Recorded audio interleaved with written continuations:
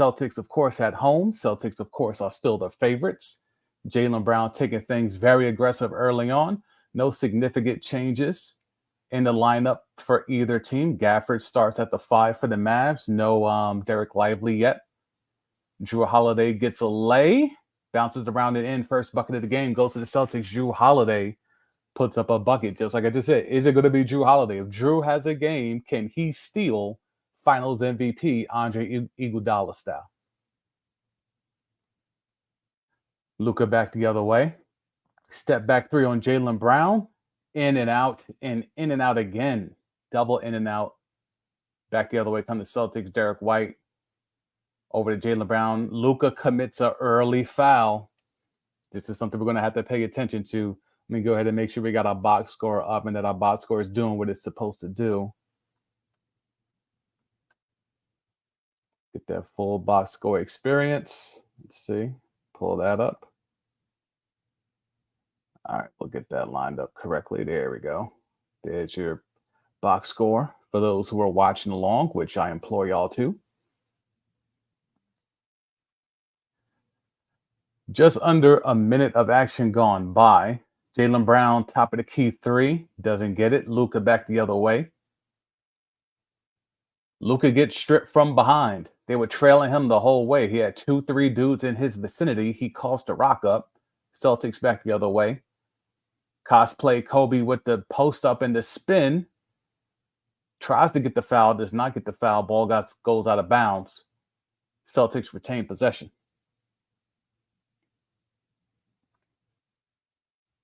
Celtics are in a good spot here. Obviously, 3-1 at the crib. Want to put things away, and you don't want to go back to Dallas because then that keeps Dallas in the mix in terms of hope. Jaylen Brown breaks another three. Both teams seem to be a little nervous. I think both teams realize, if your Mavericks obviously is do or die, but I think in the Celtics you kind of have you have to have the same type of intensity. You have to match the Mavericks' intensity. The Mavericks are playing like this is their last game because it quite very well could be. Celtics know they just need one more win. You could be a little bit complacent. Kyrie, top of the three, bricks it. Organic Negro bricks the three. Kyrie Irving. Boston faithful letting him have it early on, as you would expect. Jaylen Brown off of a switch gets Gafford. Gafford plays really good defense, but the ball, looked like that ball might have bounced in, but it didn't. Luka back the other way.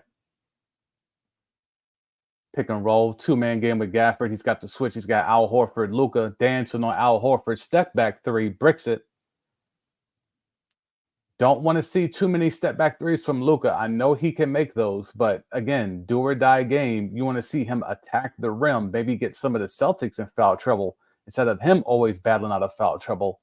Celtics back the other way. Drew Holiday trying to cook up on Luka. He's not able to do it. Luka loses Drew defensively, allows the lay for Drew Holiday. Mavericks is still not on the board. About 3 minutes into the game, Mavericks have still not scored here. Let's see how they get their first bucket. Down low to Gafford. Gafford got caught on the switch. He kicks it back out to Luka. Luka against Jaylen Brown. Over to Derrick Jones. Derrick Jones misses it. Celtics lose the ball out of bounds. Mavericks retain possession. Luka either looked lost on that defensive rotation or he's already hurt. And we know he's been hurt this he's always hurt in the playoffs, especially, but okay, they got a little rim run action there for their first bucket. Luka to Derrick Jones Jr. rim run, except it's not a 1-5. It was more of a 1-3. Celtics back the other way, swinging the ball around. Tatum, long three. Air ball. Okay, cosplay Kobe. We know what type of time he's on early on. Cosplay Kobe is definitely on that type of time. He wants that Finals MVP. He feels like his name's already engraved on that trophy. 4-2 lead. Y'all know the box score is always ahead because that's real-time live data.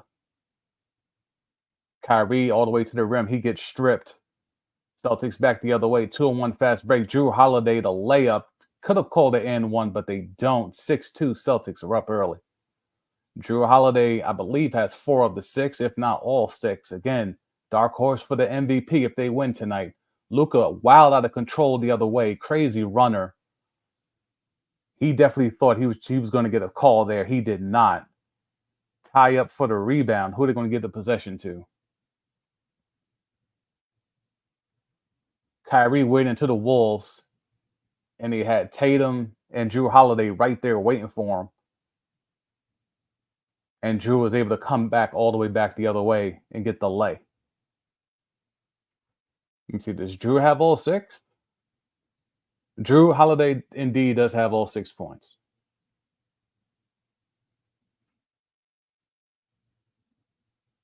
It's something to pay attention to with, Drew Holiday being able to take things over here. We know the impact he had in games 1 and 2, less so in 3 and 4, but Drew Holiday is the 4 in the big 4, so it's not surprising that he's able to have this type of contact early on. Let's get that full box score up. There we go. Should be side by side. We'll fix that. All right, back and forth action. Both teams bricking shots back and forth. Luka over the head kick out. Derrick Jones bricks another 3. I've been telling y'all this entire finals. I don't know what makes Derrick Jones thinks he's a 3-point shooter. We track the numbers. The numbers don't really add up. Al Horford comes back, hits a 3. Quick timeout for J. Kidd. The offense is stagnant. They're shooting way too many threes. And that's kind of why the Mavericks are in a 3-1 hole. Tito Horford always in the house, repping for his son. All right, so we're in the commercial break. Kind of get a level set here. Let's go through the box score real quick. As you see here, Derrick Jones got his 1 bucket off of that rim run set up by Luka, and literally no other Maverick has made a shot. PJ Washington's 0 for 1. Kyrie's only taken that 1 shot. He had the shot for 3-pointer. I guess they didn't. The shot that he got blocked by Drew and Tatum, I guess they're calling that a turnover instead of a field goal attempt. That's fine. Luka 0 for 3, including 0 for 2. Both of them were step-back threes. Don't like how that starts off. For the Celtics, again, before that last 3 by Al Horford, Drew Holiday has all 6 points, 3 for 3, in a relatively easy fashion. And that's kind of where Drew gets the bulk of his points, because everyone's focused on Tatum, Brown, and even when he's healthy, Latvian world star Kristaps Porzingis. Drew Holiday kind of gets to sneak in there and be able to navigate the space of, well, if you double Tatum, I'm going to cut. If you double Brown, I'm going to cut. If you double Porzingis, I'm going to stand in the corner and wait for the kick out. Like, he's got all types of ways to score, and he's been able to do that. And right now, based off what he did in games 1 and 2, and if he's able to cook up tonight, you kind of have to put him in that mix. Now, Jaylen Brown has been more consistent at a high level the entirety of the series than Drew Holiday. But in terms of impact on wins that secure the championship, Drew Holiday could be a dark horse. Is still that NBA Finals MVP a la Andre Iguodala. Salute to those who pulling up. Appreciate it, whether you're on the Elon app or on YouTube. Always appreciative. We're trying to get things going here. This is a Game 5 Hoops Kickback Watch Along of the NBA Finals, Mavericks and Celtics. So far, the Mavericks offense looks constipated. Luka has had a couple of step-back threes that have not looked in a rhythm at all. He also, different from Game 4, he's already gotten lost on defense. Drew Holiday beat him, but he kept up with the initial first move, but he wasn't there for the secondary move.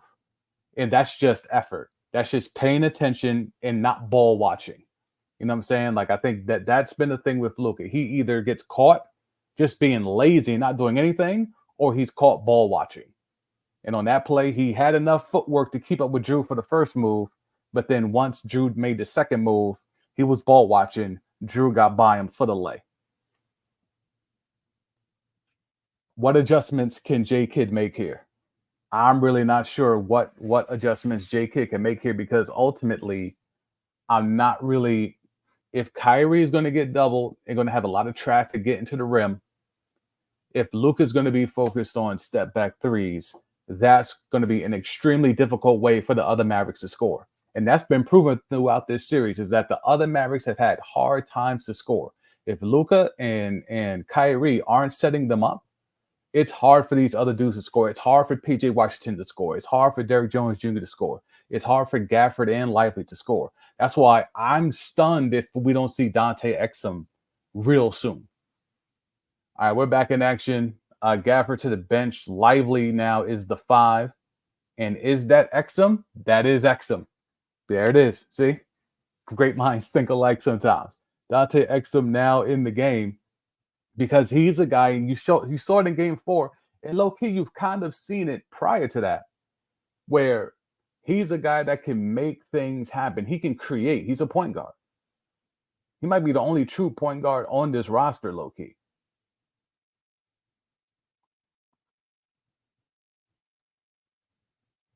Luka forcing it. He gets the foul and one. Pump fake. Got a couple guys in the air. Look like Horford is going to be the one settle with the foul. And do we have Exum out there, or is that Josh Green? It's the jersey numbers for me that always throws me off. They've done that to me a couple of times this series. Luka with the nice and one. Yeah, that's definitely a foul on Al Horford. He tried the rule of verticality a la Roy Hibbert back in the day, but that shit didn't work. Luka gets the and completes the and 1 9-5. 9-5. Switch that up here. Let's go to that look. All right, cool.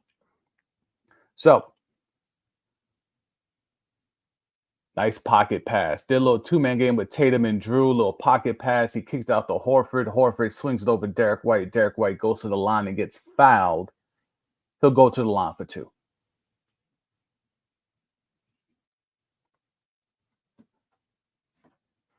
There is way more rhythm on the Celtics offense. The Celtics look like they have a game plan offensively where the Mavericks still look like it's just whether or not Luka or Kyrie is going to freestyle and go off.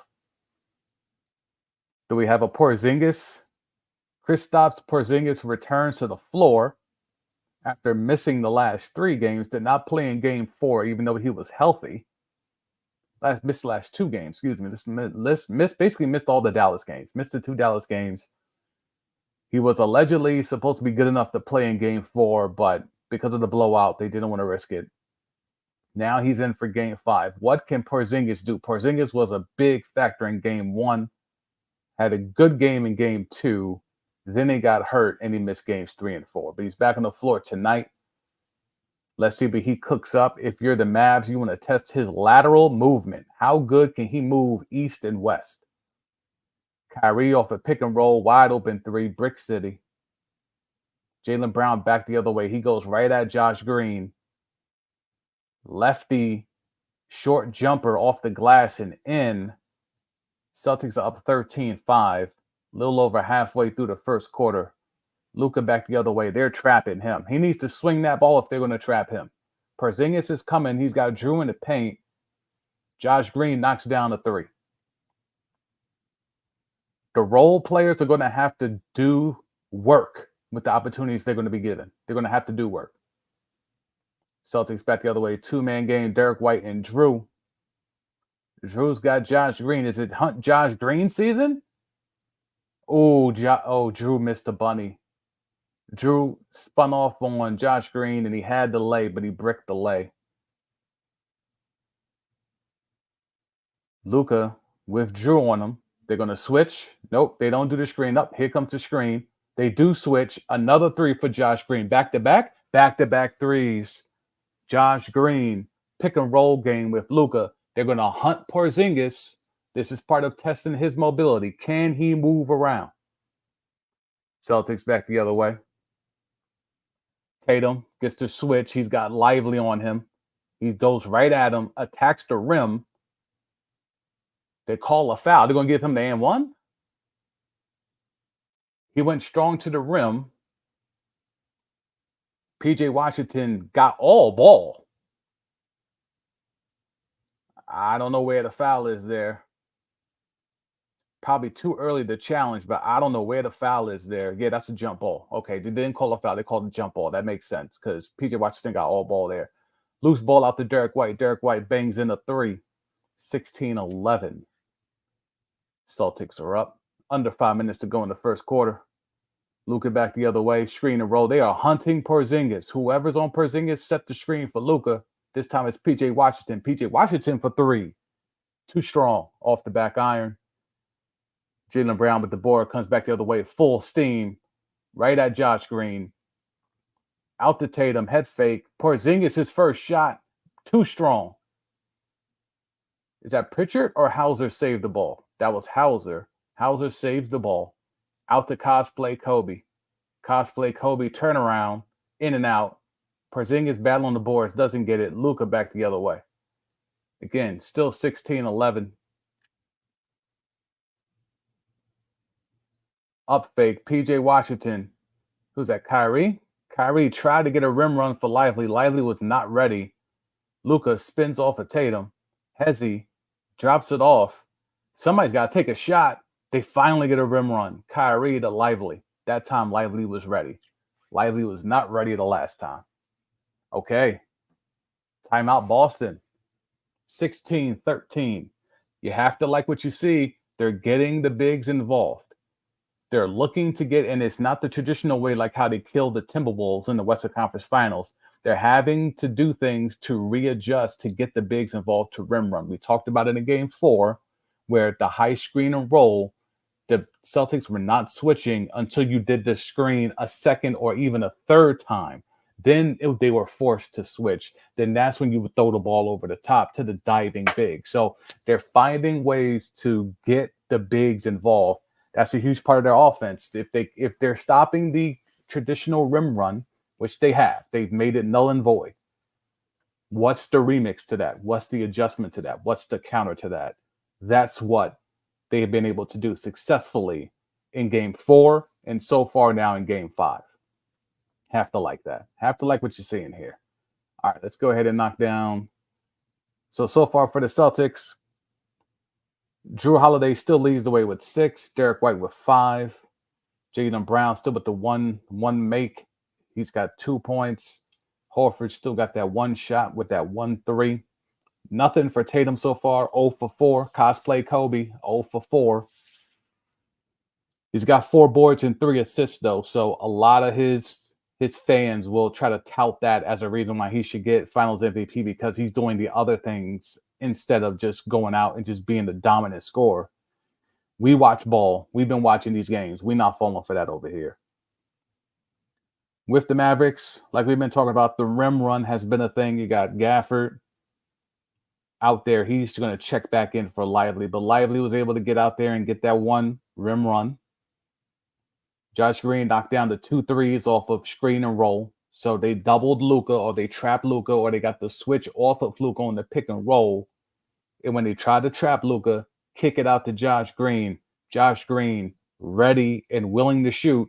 Outside of Maxi Kleber, he's another guy off that bench that can be a good 3-point shooter. So Maxi Kleber has been deemed irrelevant in this series. He came back too early from that injury. Shooting form is all jacked up, so he's not the same. So Josh Green becomes even that more important to be a vital 3-point shooter off the bench. He's knocked down 2 threes. PJ Washington's been active, but he's just been hitting the glass. He's got that one clean block that forced that jump ball.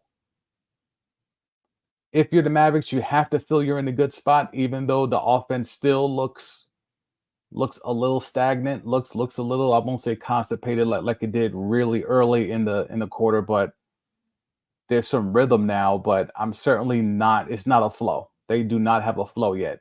Now, when Josh Green is out there and he's not afraid to shoot, I think that's the flow they have. So if Luka's going to have to play 40 minutes tonight, he's going to have to play 40 minutes because he's the only one that is forcing the Celtics to trap.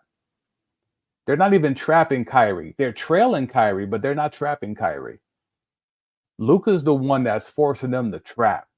When you have those shooters out there, they have to be ready and willing to catch and shoot. Was the 5 threes for THJ, Tim Hardaway Jr., was that enough to get him some minutes tonight? So far, the answer's been no. But if you're talking about needing a guy to be out there to shoot, you would think THJ would be in that mix. I mean, he was the team's third leading scorer in the regular season. A lot's been made of that. But he also has been really bad in the playoffs so far. Hence why he hasn't gotten a lot of burn in this series outside of garbage time. All right, we're back in action. 16-13. Coming up on 3.5 to go in the first quarter. Luka has Hauser one-on-one. He's been going at him all series. Step back. He hits the midi. 16-15. Celtics are up. Luka's doing work. If this is your last game of the season, you better just keep shooting. Porzingis gets the switch. He's got Kyrie on him. Kyrie also might have to play 40 minutes tonight. Porzingis gets forced into some, did they call it a foul or a jump ball? Luka faked like he was calling the screen. Hauser didn't bite, but it was just enough of a slight hesitation for Luka to get to his spot to get that midi off. Porzingis indeed was fouled. He'll go to the line for 2 free throws. Kleber is out there. I still don't see Dante Exum. Probably when Kyrie goes to the bench, we'll get some Dante Exum.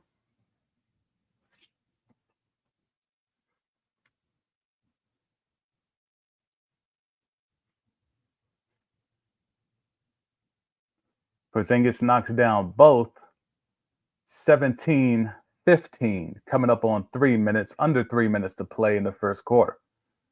Luka back the other way, 2-man game with Kyrie, no, with PJ. They get the switch. Hauser again, step back midi, too strong.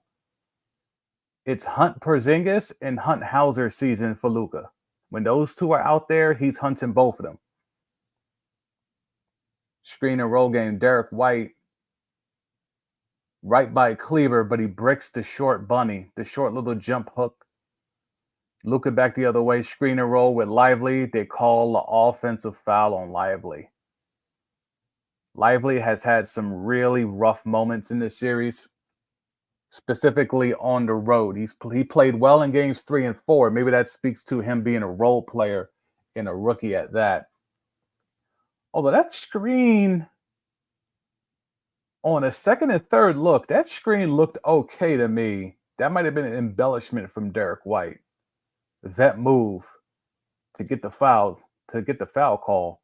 Josh Green back in the game. Kleber and Josh Green out there. So Luka's going to try to draw as much attention as he can and kick it out to those two guys to get some threes up, especially with Josh Green making his first two. You want to see if he's going to be the hot guy tonight. Jaylen Brown back the other way, spot up three in Luka's face, too strong. A lot of threes are too strong tonight. Adrenaline or nah? Cosplay Kobe going right at Josh Green. Too little. He gets his first bucket of the game for JT. Mass back the other way.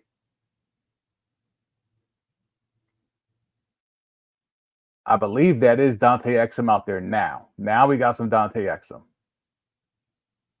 And Dante Exum knocks down a three. I mean, he's the guy. J Kidd is going to have to really, assuming the Mavericks lose this series, J Kidd's got to wonder if he sat on the Dante Exum card too soon. If he played it too late. If he played that card too late. Good play. Drew over to Jaylen Brown, who was cutting. Jaylen Brown, the two-hand slam, 21-18. Mavericks are up. Under 90 seconds to go in the first quarter.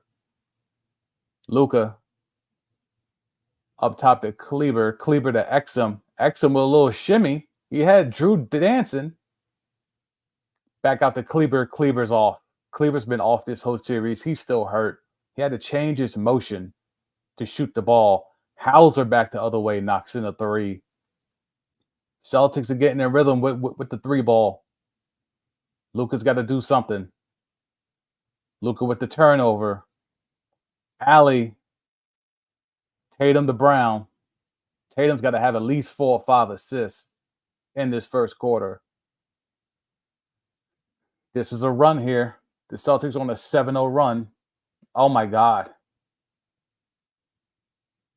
who was that? PJ Washington just got pickpocketed by Jason Tatum. Tatum takes it all the way and finishes with the tough lay-in. 28-18. This is a 9-0 run to finish this quarter. Luka back the other way to Exum. Exum bricks the three. Mavs are moving very slow. Luka is barely getting up and down the court. They're definitely going to ISO him. They're going to ISO Luka here. He's hurt. He can't move laterally. There's the switch. Tatum on Luka. Closing seconds of the first quarter. Tatum step back three, brick. That's a huge mistake by Tatum. Huge mistake by Tatum. I know he went for the dagger there, but Luka can't move side to side. End of the first quarter, Celtics end the quarter on a 9-0 run. And just like that, the Mavericks went from down 1, feeling good about themselves, to now down 10 heading into the second quarter. That's a bad job by Tatum. I know he was feeling it. I know he thought that could be a big momentum shifter, a type of a play that can stick in the mind of voters as they vote on Finals MVP. But Luka was moving so slow that he could have blew by Son quick, fast, in a hurry. Like, it would have been one dribble and he's by Luka. Like, he could have took advantage of that and gotten that second foul on Luka. Like, if you're really trying to put the hammer down on this team and put this team away, you got to get Luka off the floor. You got to get Luka off the floor. So to me, that's a bad job. That's a bad job by Tatum there to not go get that second foul on Luka, because Luka could barely move on that last possession. He was moving really weak side to side. So y'all let me know. Am I bugging? Y'all let me know. But to me, I saw a wounded animal out there trying to guard Jason Tatum one-on-one, and Tatum settled for a step-back three. I don't think that's Mamba mentality. I don't know. Y'all tell me, is that Mamba mentality? Taking a step-back three with a wound. Imagine if Kobe had Luka in front of him who couldn't move. I don't think you're getting a step-back three from Kobe. For those on the YouTube side, if you're enjoying this content, go ahead and drop a like, subscribe to the channel. This is the type of content we've been doing throughout the NBA Finals. I do live streams when it comes to games, watch-alongs, things like that. Also do standalone content, also do short-form content when it comes to sports, technology, just anything, sports media, stuff that's just going on. I just like to get my thoughts out there, combine that with my years of coming up on 16 years in the sports media industry. So I combine a lot of that from just covering sports, from a teenager to a child, as a child to a teenager, up to as an adult now. So if you like that type of content, tap in. What have y'all seen so far in this first quarter? Obviously, the Celtics going that 9-0 run, but before that 9-0 run, the Mavericks were right there, and the offense still wasn't really gelling, and it was still right there. So we'll see if they can kind of get back into that rhythm of just slowing the tempo down, being able to reassess, read, and react. Luka, only that one foul, so he's not in foul trouble. There's going to have to be a lot of things that happen for the Mavericks to steal this game. Truth be told, Mavericks should have won both games in Dallas. They should have won game 3, but we know what happened with Luka. But they were right there. The Celtics were trying to give that game away in game 3. Imagine if tonight was game 5 and the series is 2-up, how all this will look different. But instead, we have the Celtics on the verge of potentially capturing a championship. And the Mavericks are going to have to question. Luka's going to have some questions. As much as I've been trying to, be on the Kyrie train, if Kyrie has another bad night in Boston, Kyrie has to come under question. And Jason Kidd not being able to figure out the right adjustments until it was too little too late. Dusting off Dante Exum and giving him extended run should have been something that was in the game plan when you have only 2 dudes in your starting 5 who can go get their own shot. And now they come out of wow, this offense is stagnant right now. They got Kyrie back in there to try to stop the run. But they get a fluke play here. PJ, no, that's not PJ. That's Derrick Jones. Derrick Jones Jr. able to get the lay. Let's get back into it. Two-man game. Tatum, he gets the switch with Lively. They trap off of Tatum, and that leaves Hauser open. How do you do that? How do you do that? Hauser's a proven shooter. Why do you trap off of him? 31-20. Mavs, again, the offense just does not, no one seems to know what they're supposed to do. It seems like it's a lot of freestyling right now. No play design. Kyrie just flings up a lay. He gets it to drop. You're going to need a lot more of that from Kyrie. 31-22. Look like a three ball is coming. That's Kyrie's first bucket of the game, 1 for 4 overall. Tatum again gets to switch with Lively. Here comes Hauser again. They do not switch. Tatum goes right at Lively, kicks it out JB for the three. JB hits a corner three. Tatum might end up with 12 assists tonight. He's just able to find the open guy. Kyrie back the other way. He's forcing it. Bricks the lay. Lively was not in a good position to get the board there. Horford back the other way. He's in trouble. Gives it over to JB. JB again drives on PJ Washington, draws the foul. They're in trouble.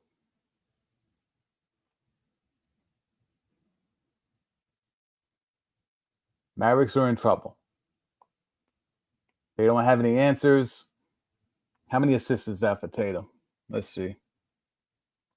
That's 6 assists already for Tatum. He might have a Jamal Murray type finals where he averages double figures in assists and no one remembers. Jamal Murray had that last year where he was killing. Averaged like 11 assists in the NBA finals, and all everyone wanted to talk about was Jokic. Mavericks back the other way. They brick a three. Lively the offensive board. Kicks it out to Luka. Luka with Porzingis. Step back. He bit on the fake, but he didn't go for the foul. Luka again in Porzingis' face. Another long three. Luka's field goals have all been middies. He's bricked all his threes. PJ Washington and Porzingis going back and forth. Derrick Jones joins. They're all jawing at Porzingis.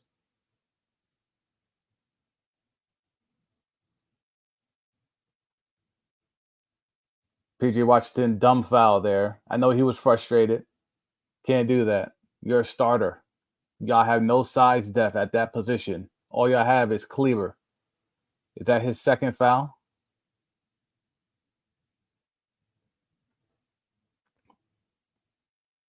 All right, there we go. That's the right box score. All right, cool. Yeah, that's PJ Washington's second foul. Porzingis in the paint. Tough shot. He gets the bounce. 36-22. Let's see what the Mavs got the other way. Kyrie, two-man game with Lively. Luka wants to screen. He gets it from Kleber. JB fights through, does not switch. Now they're hedging. Kleber on the inside gets the lay. We'll need way more of that. Kleber can't shoot outside. He needs to take it inside. JB back the other way. Cosplay. Cosplay's in trouble. Gets it over to Drew. Drew back to Cosplay. Cosplay with the spin cycle on Kyrie. Gets the foul. Where was the foul there? Is that on Luka? That's Luka's second if it is, or is it on Kyrie? He spins off. Ooh, that's a ticky-tack. That's a ticky-tack call. I don't like that call at all. That, to me, is a regular season foul. That's not an NBA Finals foul. Tatum to the line, though. Makes the first free throw. You see Tatum's out here. He's got 7 assists. He's working on 6 points. He's bricked his 2 threes. Let's see, where's Luka with the threes? Luka with the threes. Luka is 0 for 3 from 3. His 2 shots have been middies, but he's going to keep jacking up them threes. Kyrie has at least made a 3, but Luka has not made a 3 yet he's still out here taking them. Tatum makes the second free throw. Back the other way. Kyrie, two-man game with Kleber. Pull up three for Kyrie. So that's how he got that 1-3. Mavs down 11. Drew back the other way. Drew knocks down the three. 41-27. Kyrie with the and one? No. Kyrie just going right at the rim. I think he has to continuously do that. We know he can make the three. He's one of the better three-point shooters in this league, but his eliteness is more at penetrating and getting to the rim and finishing at the rim. And I know you got Porzingis out there, and you got JB and Tatum, and all those dudes are 6'9" and up. But still, Derrick Jones Jr. knocks in the three. I still don't think they should be living and dying with Derrick Jones Jr. threes, but here we are, 41-30. Tatum. Kleber's doing a good job hanging in. Tatum spins off Kleber. Tough lay over Lively. Tatum now starting to cook offensively, and he's got a ton of assists already as well. Derrick Jones Jr. attacking the rim. Look what happens when you attack the rim. It's a novel concept. Look what happens when you attack the rim. It's almost like that's an integral part of basketball or something. It's almost.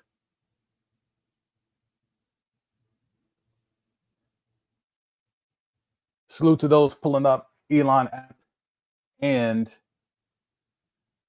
on YouTube. Appreciative.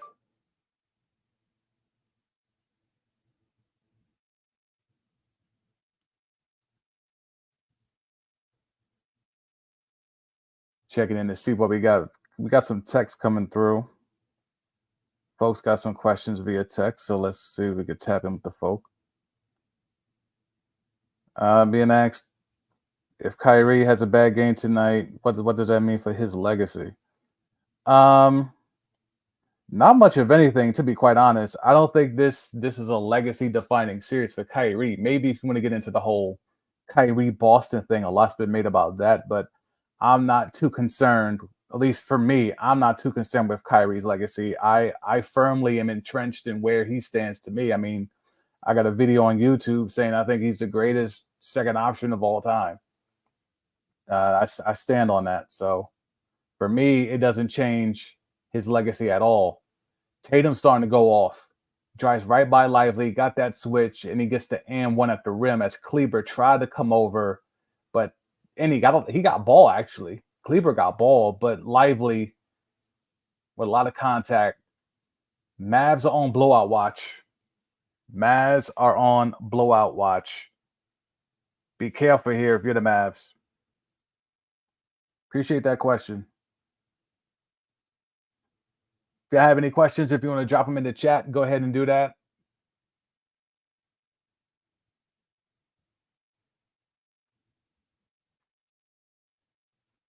Tatum at the line, Cash Money.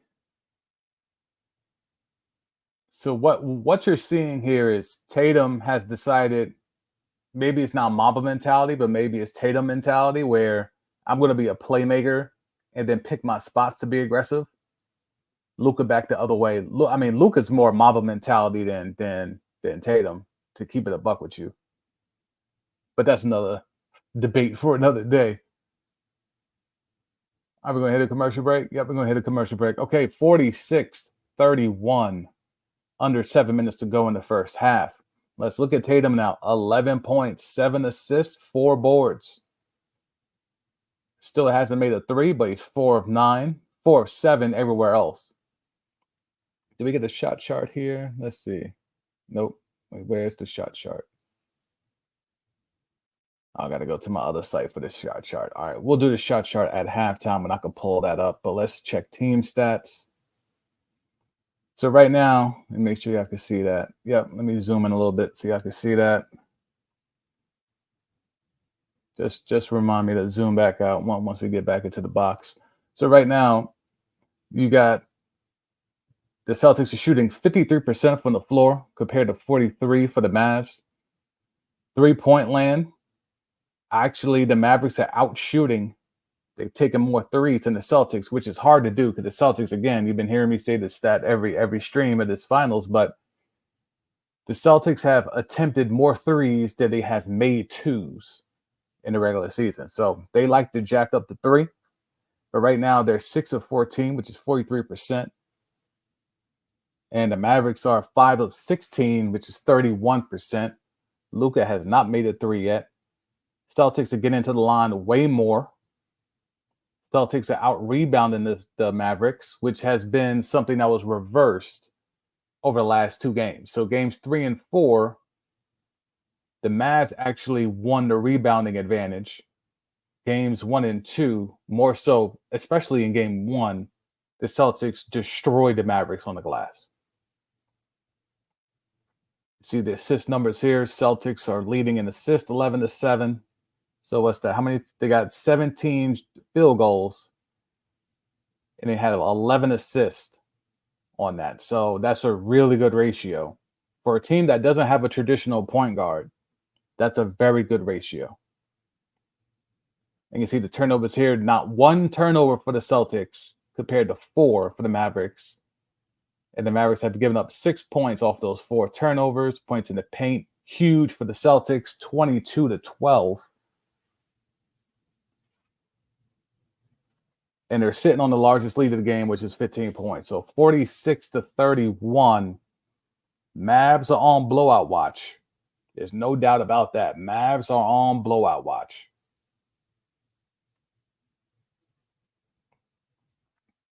Tatum's going for that MVP. He's trying to lock it in with a strong closeout game. And right now, if you're Jay Kidd, I need Kyrie, Luka, and Dante Exum on the floor right now. PJ Washington's giving it nothing. I don't have PJ Washington in the game right now. I go small. I know it's dangerous, but I'm going small because I need someone to create shots. So give me my 3 best ball handlers and 2 shooters. Because right now, you're getting cooked by having a traditional lineup out there. You got Derek Jones, who's a wing guy, who thinks he's a 3-and-D, but he's not. They got PJ Washington, who is not really aggressive for his own shot and is scared sometimes to take the shot when he's open. So he's irrelevant. So you got 2 dudes out there that are scared money. And then you got Gafford clogging up the lane, who you basically have to spoon feed him for him to get a bucket. So outside of Kyrie and Luka, who's supposed to get a shot off right now? And that's why I shake things up. I shake things up if I'm Jay Kidd. You're down 15.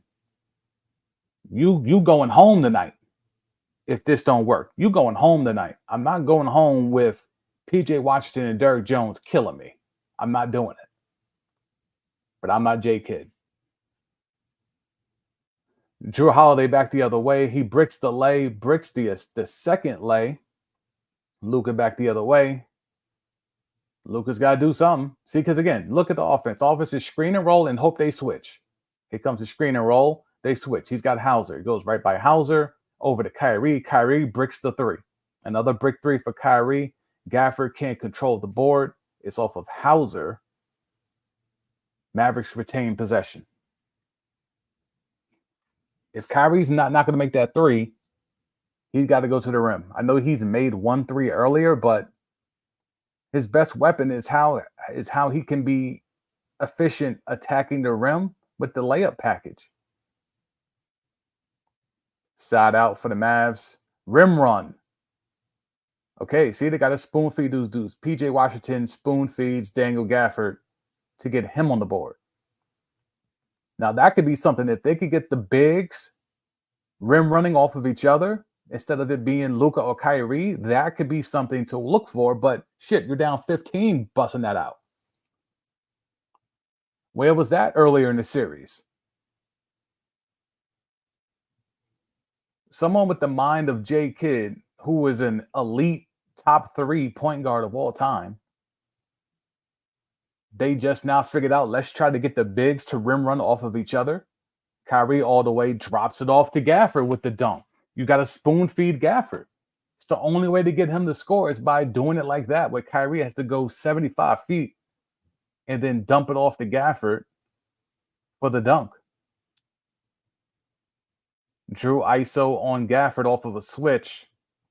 Bad rotations. Luka's back out there, so you know that means bad rotation. Celtics again controlling the glass. Tatum drives by Gafford, gets the lay. That's a huge swing. Mavericks were trying to chip away, couldn't corral the board, give the Celtics another chance. Tatum goes to work, gets the lay. 48-35. Tatum's got 13 with 7 dimes, no turnovers so far. Kyrie on Hauser. PJ Washington gets aggressive. He gets the lay, being guarded by Drew Holiday. There's times in this series where their role players actually remember how to play basketball. Drew bricks a layup back the other way. PJ Washington drops it off for Derrick Jones. Derrick Jones finishes at the rim. That's what he does best. What's this, an 8-2 run? 8-2 run for the Mavericks. Timeout Celtics. Missoula. Again, same draft class as Kyrie Irving.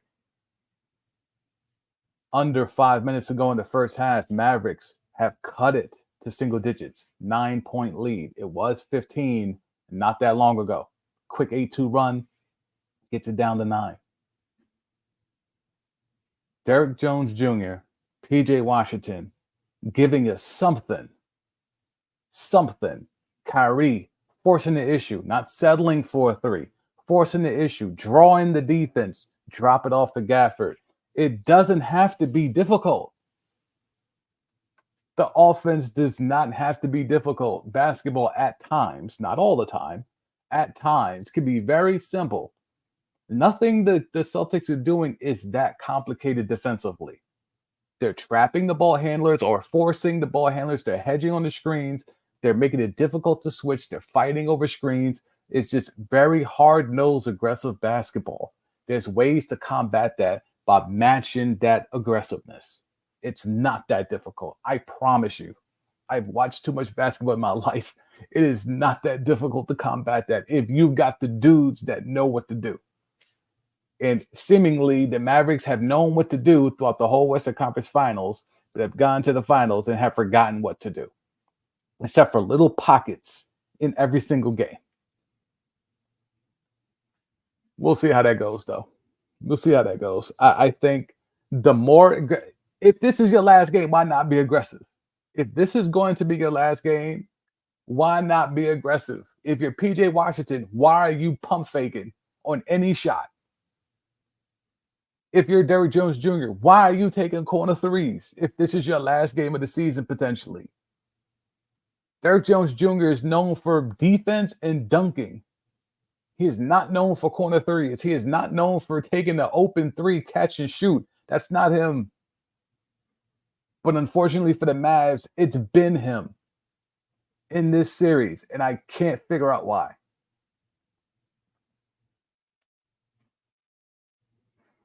Way more aggressiveness like that, and I think we got a game. Way more aggressiveness like that from the Mavericks, and I think we might even have a series. But can they keep it up?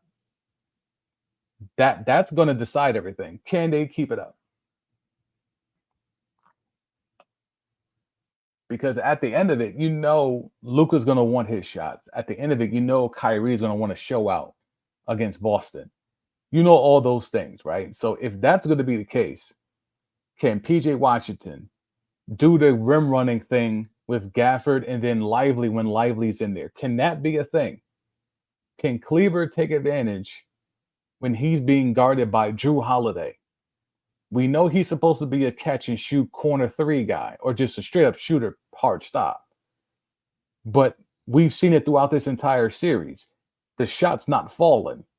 So now, can you be that guy that can capitalize off your size advantage? You can't tell me Maxi Kleber has never learned how to play against guys smaller than him, being 6'9", 6'10". So get into that bag.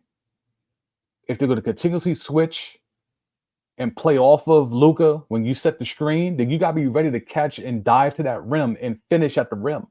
or go get fouled and go to the line and knock down the free throws. All right, we're back. Under 5 to go in the half. JB at the top, right at Derrick Jones. Ball knocked out of bounds. Thought they might call a foul there, but they do not.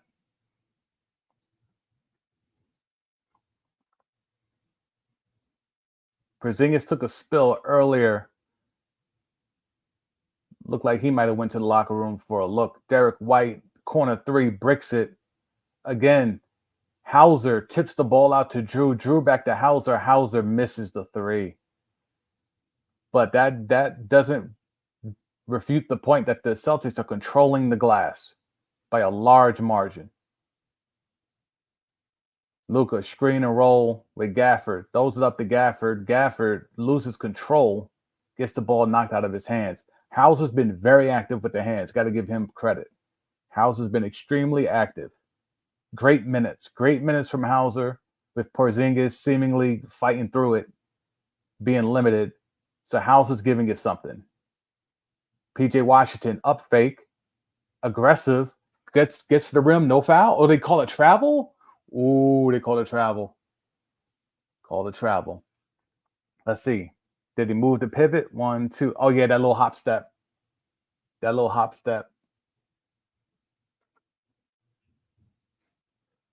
5 turnovers for the Mavericks, only 1. JB back the other way. Went right at Gafford. Gafford stood tall. Didn't get the lay. Luka back the other way, going right at Drew. Step back, midi, short. Only Gafford is going for rebounds for the Mavericks. That's how you get out-rebounded. Only one Maverick is trying to get boards down low. JB drops it off for Horford. Gafford's playing way too aggressive on Al Horford. Horford takes it right to him, gets the lay. Tough bucket. 50-39. Luka back the other way. He gets the screen. They trapped. Luka dove for the ball. Threw it out of bounds, though. 6 turnovers now for the Mavericks. They trapped Luka. No one came to help. He blindly threw it, dove for the ball. With the way that he's moving, I'm surprised he was even able to get down on the ground like that. Al Horford giving it tough buckets. Philly fans, y'all good? Never forget Philadelphia 76er legend Al Horford.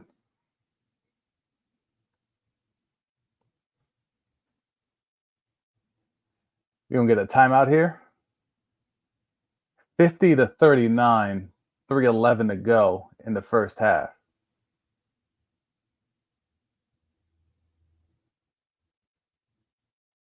Timeout on the floor.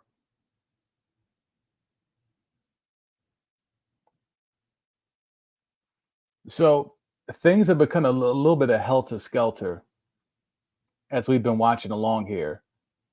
Mavericks have they've been finding little pockets of success offensively, but no sustained success. I think that's what has allowed them to continuously be fighting an uphill battle. Is they'll go on the quick 6-0 run, 4-0 run, 8-2 run, then the Celtics will call a timeout, ready to ship, run back whatever they were running prior, and then all of a sudden the lead is back up to 12, 13, 15 again. So the Mavericks need the type of run where they could go on a 14-2 run. They need a longer sustained run of continued success instead of these little spurts. These little spurts are killing them because the Celtics always have an answer for their little spurt. All right, back in action. Tatum screen and roll with Horford. They get the switch. Lively is guarding Cosplay. Cosplay Kobe. Dumps it off. Mavs fell asleep. Luka fell asleep again on defense. That's 8 assists for Jason Tatum in the first half. Luka fell asleep. That's 2 buckets Drew Holiday has gotten basically because Luka was ball watching. I talked about it earlier in the game. Celtics are diving for loose balls. Drew Holiday, or is that's Brown? That's Brown. Brown with the lay. And again, remember I said they just do these quick little spurts and the Celtics answer. The lead is back to 15. Kyrie drops it off for PJ. PJ out to that Josh Green. Josh Green has made all three threes. Again, why hasn't he gotten more run? Derek White is bleeding at the nose. What do you call it, elbow?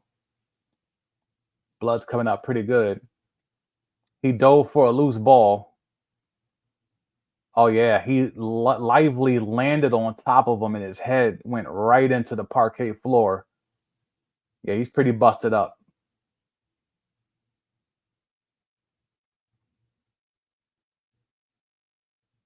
They got Al Horford, who they just did the graphic as one of the oldest players to play in the NBA Finals, but with nasty man Karl Malone. You got him diving on the floor, giving it to JB, and JB went right back the other way, all the way, and finished with the lay. Yeah, Derek White hit the floor pretty hard. Looked like they stopped the bleeding. He doesn't want to come out. He's not trying to come out.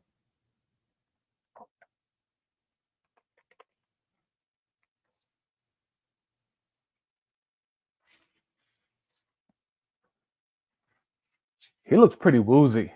I don't know if I would have him out there right now. He's still touching that nose. He's talking to folks on the front row. They're showing Boy Genius. The first time they've shown him, I believe, tonight. All right, we're back in action. Tatum, they're hunting Luka. Why not? Tatum, right by Luka, kicks it out. Drew Holiday for three. Money. That's 9 assists. That was JB, excuse me. JB, not Drew, but still 9 assists for Tatum. Kyrie back the other way with the lay. Bricks the lay. Again, only one Maverick down low trying to get rebounds. That's not how you rebound as a team. 5 guys out there, only one guy down low trying to get boards. JB out to Derek White. Derek White knocks in a 3, bloody nose and all. Yep, now they're down 18. This is the largest lead. 12-3 run for the Celtics. Mavs don't have a chance like this. Luka back the other way. Forces it. He gets the lay. Luka could barely get up and down the court. It feels like it's just a matter of time. Tatum over to Brown. Brown out to Derek White. Kyrie saves it, but saves it to Jaylen Brown. Another turnover. Jaylen Brown gets bailed out on a foul call. Who's that foul on? Luka? That's Luka's second, I believe. Kyrie fell into the announce position.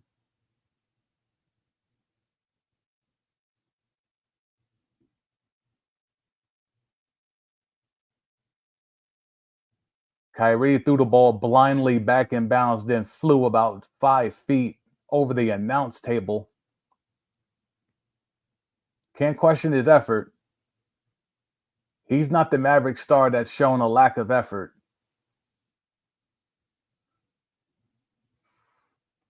He'll get killed in this series. He's going to get killed for his performance in this series. No doubt about it.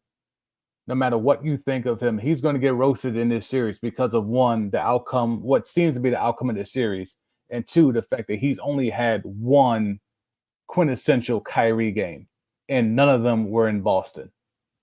He's had 3 games in Boston, tonight being the 3rd, and he has not played up to his normal standard of play in any of the 3 games.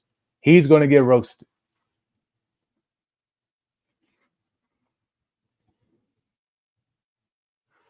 Tatum to the line, Jaylen Brown to the line. All right, they up 61-44. Looks like some buckets are about to happen. Luka back the other way.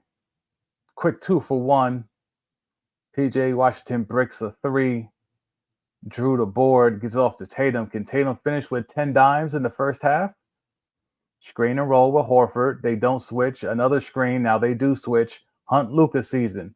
Will Tatum do a step back like how he did to end the first quarter? Yes, he will. Different result. He makes this one. Same play. He just made it this time. Still don't like that play. Don't care that he made it. Still don't like it. 16 and 9 for Tatum. Luka back the other way, drives, gets the and one. How many foul was that foul on Tatum?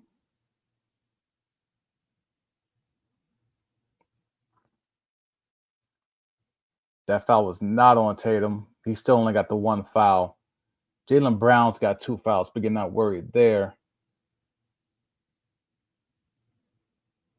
Yeah, that foul's on Tatum. See, that's the thing with Luka. When he's aggressive, he's going to get some calls. He may not get all the calls that he wants to get, but he's going to get calls. If he just is continuously aggressive, he's going to get the call.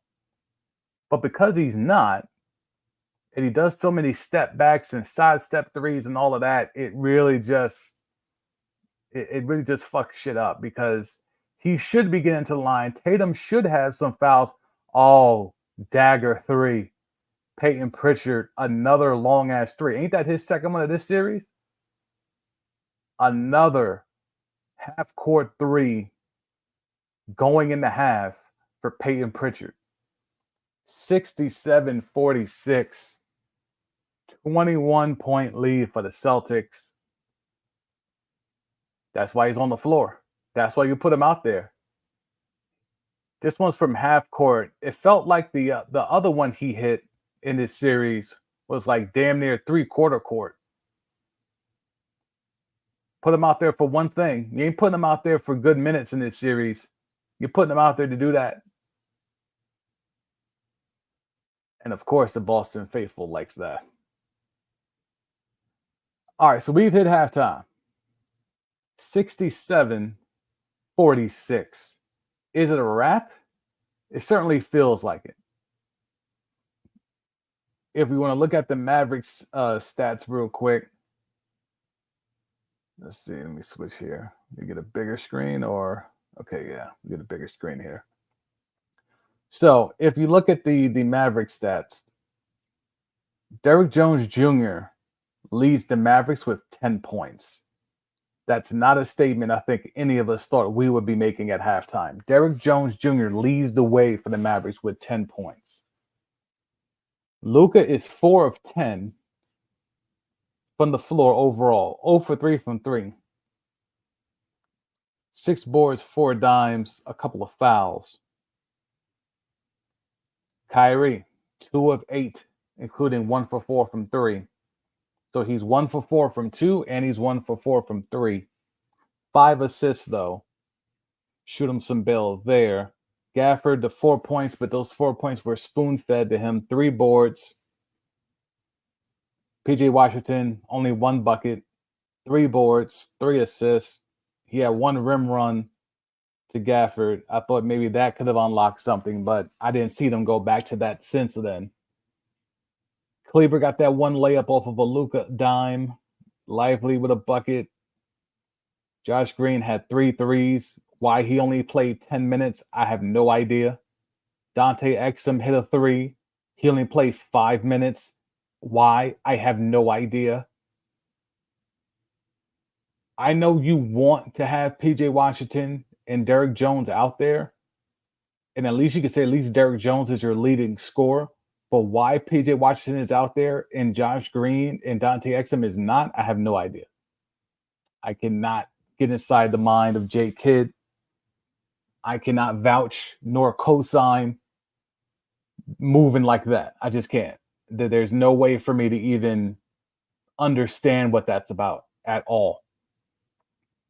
All right, so let's get over to the Celtics, and we'll switch up the view here for that. We'll go to the big, little. All right, cool. So now with the Celtics, you see here Tatum. Let's see if we get the full John in there. Did that work? Yeah, that worked. All right, cool.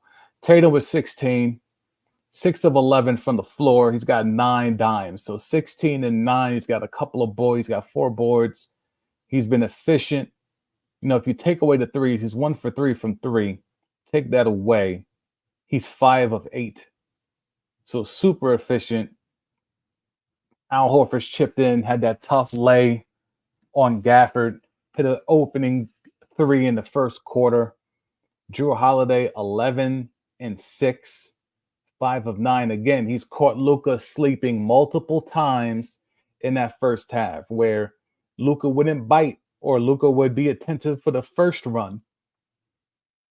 But when Holiday would run it back or spin it back and try to get that second move off or that second cut or that second dive, and he would just lose them in translation. It would just lose them in translation, and Luka will be ball watching, and Drew Holiday would notice he's ball watching and would just cut or dive and get easy lays. Derek White, 8 points and a bloody nose. And Jaylen Brown, so Tatum and Brown, 16 and 15, so 31 points. From your two best players, you got 31 points, 11 assists, 8 rebounds on 12 of 25 shooting. Like, that's amazing if you just put that in a nutshell. Your two best players combined for 31, 11, 31 and 11, 31, 8 and 11 off of 12 of 25 shooting. That's an amazingly efficient and just stat stuffing stat line for your two best players.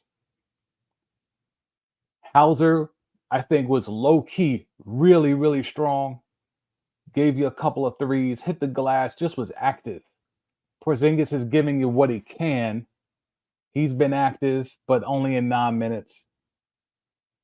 But I think the story for the Celtics is your big three, with Porzingis kind of not being a part of it to make it a big four because he's been hurt. So your big three is Tatum, Brown, and Holiday. And those three dudes have all shown up in multiple ways in this first half. And that's why it looks like they're about to get this chip at the crib. All right, let's go to game stats. All right, let's zoom in there.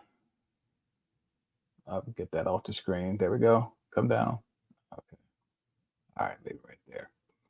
All right, so percentages are actually not that bad when it comes to field goal percentage. You got 49% from the floor for the Mavs. A lot of that was boosted by their second quarter performance. 52% for the Celtics. I believe they were 53 after the first quarter, so roughly shooting the same. 3-point percentage is way in favor of the Celtics. 6 of 19 for 32% for the Mavericks.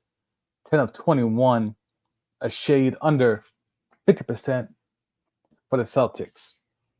Free throw disparity closed the gap a little bit with that second quarter, but still not that great. The boards is still a thing. Out rebounded by 7 were the Mavericks by the hands of the Celtics in the first half, 23-16. Turnovers was definitely a thing. 8 turnovers for the Mavericks to only 2 for the Celtics. And off those 8 turnovers, they've given up 11 points. Fast break points 10-2 in favor of the Celtics. Points in the paint closed the gap a lot. This was a bigger disparity in the first quarter. It's only +6 for the Celtics in points in the paint, 30-24. Second quarter was really good for the Mavericks. The problem is it was also really good for the Celtics. So they, as much as they performed better, it didn't really help them on the scoreboard. Let's see, what else can we tap into? Let's get a shot chart. Where we want to go for the shot chart? Who got the good shot chart? Is it going to be the Gamecast? No. The box usually has the shot chart. I'll go over to NBA.com. Stand by. Let me pull that up, get that box score. Yeah, I know how we do. Let me come off the screen for a second. Appreciate y'all for pulling up on the Elon app and on YouTube. My name is Sam Dusenberry Jr., a.k.a. The Sam D. I am a media veteran, 16-year media veteran, as well as a NBA analyst, scout, all that type of stuff. I've done a lot of things within the game of basketball in the media sense. So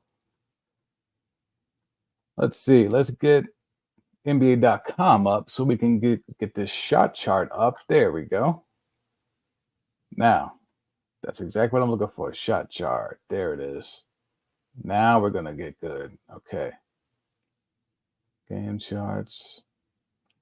All right. So let's see. Let's look at Luka first. It's always all Luka all the time, right? All right. Luka's shot chart. 4 of 10 overall, right? Where were those 4? All of them were in the paint. 3 of the 4 were in the paint, and he hit a midi. All the threes are bricks, and all these are these like middle shots where he kind of gets to switch and does the step back one-legged fadeaway. He's only hit one of those. So if you're looking at this shot chart, you can assume the 3 ball is going to fall. But again, you lose, you're going home tonight. I'm attacking at will. I'm going to the rim at will if I'm Luka Doncic. Because why not? If you're looking at Kyrie, 2 of 8. Where were those 2? He hit 1 3, and he got 1 lay to go in. The one thing I'll say with Kai is that he wants to perform well in Boston. We all know this.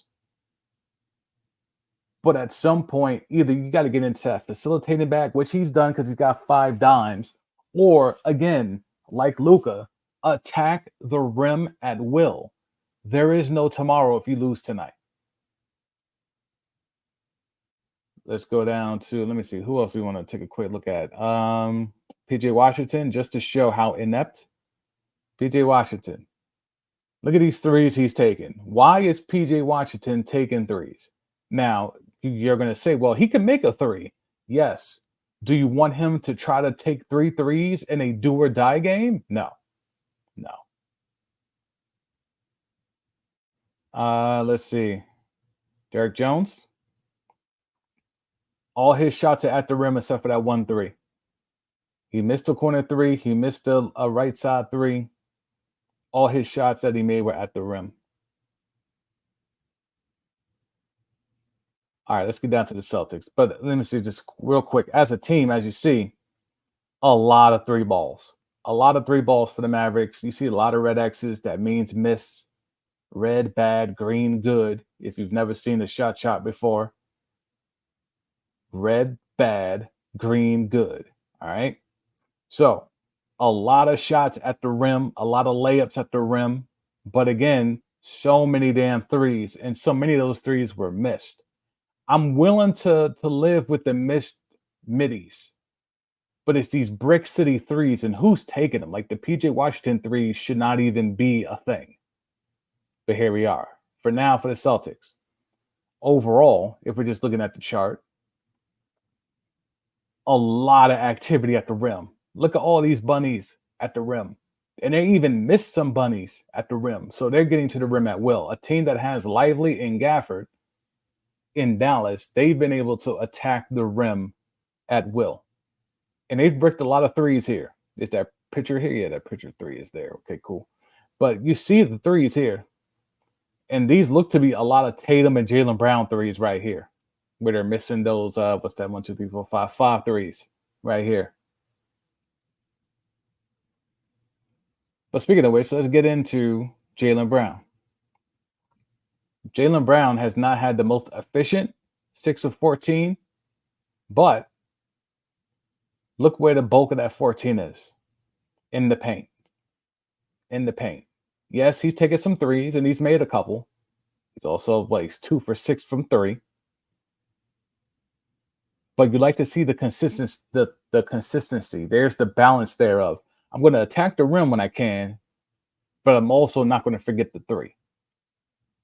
Cosplay Kobe, Jason Tatum, trying to get that Finals MVP. He's bricked some bunnies in the middies. He's made his layups. And he's missed a couple of long-range threes. So the step-back stuff, this right here, remember I was saying it was the same play at the end of each quarter. He got the switch with Luka. This red X is when he missed it in the first quarter. This green dot is when he made it towards the end of the second quarter. And then you got Drew Holiday. Drew Holiday, literally outside of this 1 3, everything else is shots at the rim. Everything else is shots at the rim. And this is what Drew Holiday has been doing. This is why he's caught Luka sleeping a whole bunch of times, because he's only got one thing in mind. I'm going to backdoor screen you to death. I'm going to back cut you to death. Oh, you ball watching? I'm ghost. I'm a cut. I'm a dive. And Tatum's going to see me, and he's got 9 dimes in the first half. And I believe at least 2 or 3 of those were to Drew Holiday catching Luka falling asleep. So that's where we're at halftime. Love the shot chart. Love the shot chart, because knowing what you're seeing in real time is one thing, but then being able to come back and confirm what you're seeing is actually what you saw, all the better. All the better.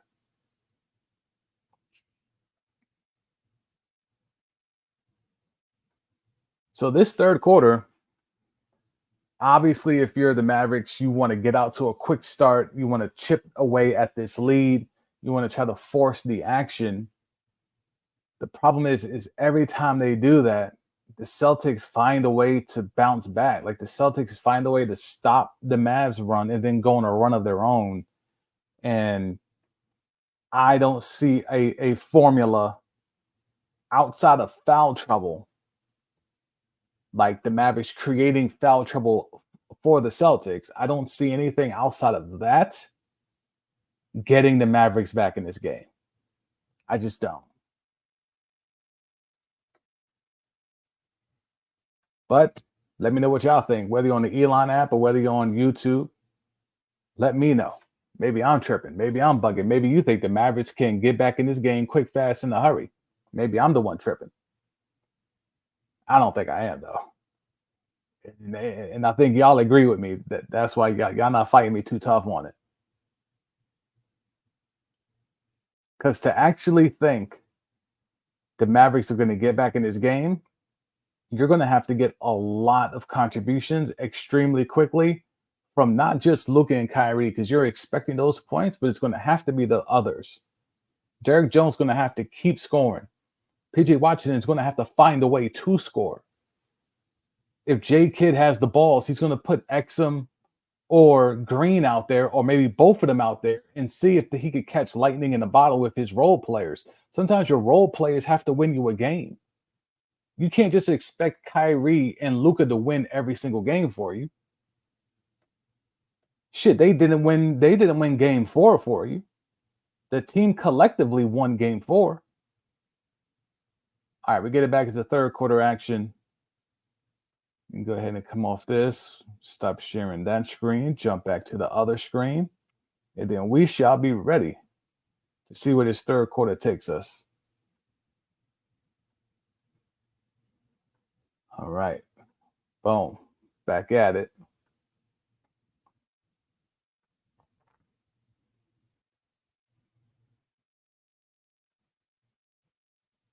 We'll go to the big little. All right, Mavericks back the other way. 2-man game. Gafford decides to go all the way. Bricks the lay. Tatum the board. Tatum back the other way to Derek White. Derek White feeds it to Tatum. Tatum with Gafford. Spin cycle. Bricks to turn around. Luka back the other way. Derek White switches off. Luka bully ball on Derek White. Fade away. Middy's good for Luka. Why he's not taking that shot more, I have no idea. Absolutely no idea. That's his shot all night if he wants it. Tatum head fake, kicks it out for 3. Drew up fake, fakes it. Another fake, drops it off to Tatum. Tatum with the slam. Great play by Drew. Working that 2-man game. Waiting for the react. Who's going to react? Once you overreact, I drop it off and get the easy lay. Kyrie straight on 3, Brick City. Another 3 for Kyrie. Don't like it. Don't like it. Tatum back the other way. He's got Gafford on the switch. He's going to back it out. Right at Gafford. Gafford's giving him the right hand. Gafford tapped the ball away. They're going to call that on the floor or in the act of shooting? Looks like they're going to call that on the floor.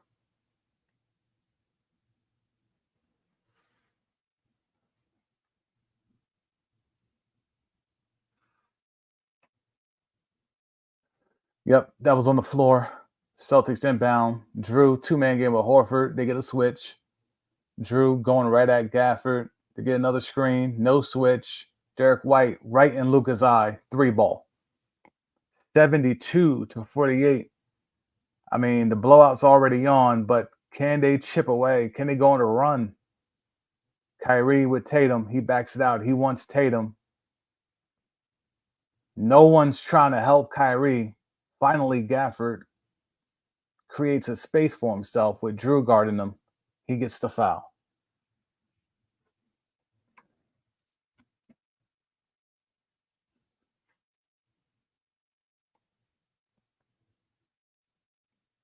Mavericks go quick, get the ball inside the Gafford. Gafford with the lay-in. 72-50. Look like a 3-ball is coming. Jalen all the way against Luka. Corner 3 for Big Al. Cash money. Philadelphia 76er. Al Horford makes another 3. Luka back the other way. Jaylen Brown hounding him. Commits the foul. I think that's 3 fouls on JB, ain't it? Is that his third?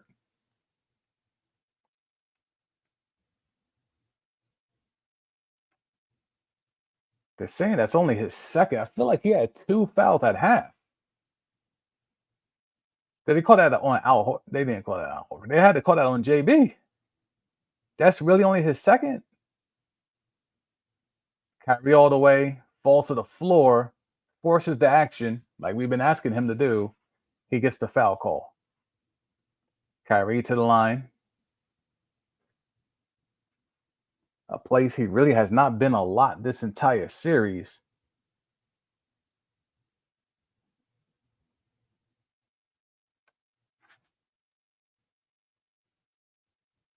$75-50. I believe this is Kyrie's first time to the line the entire night. Cash is the first one.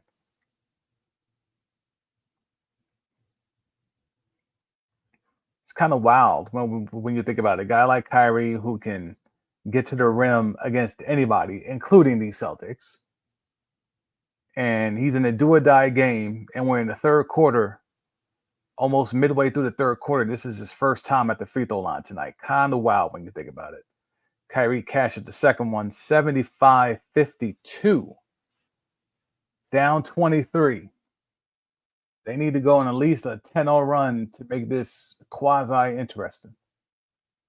Tatum kicks it out to Big Al. Big Al going right at Lively. Bully ball.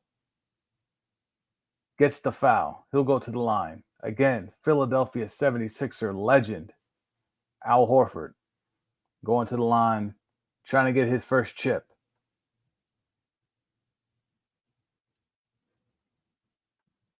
Too little. Absolutely too little.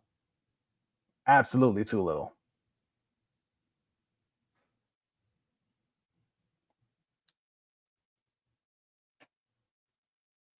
First free throw was good.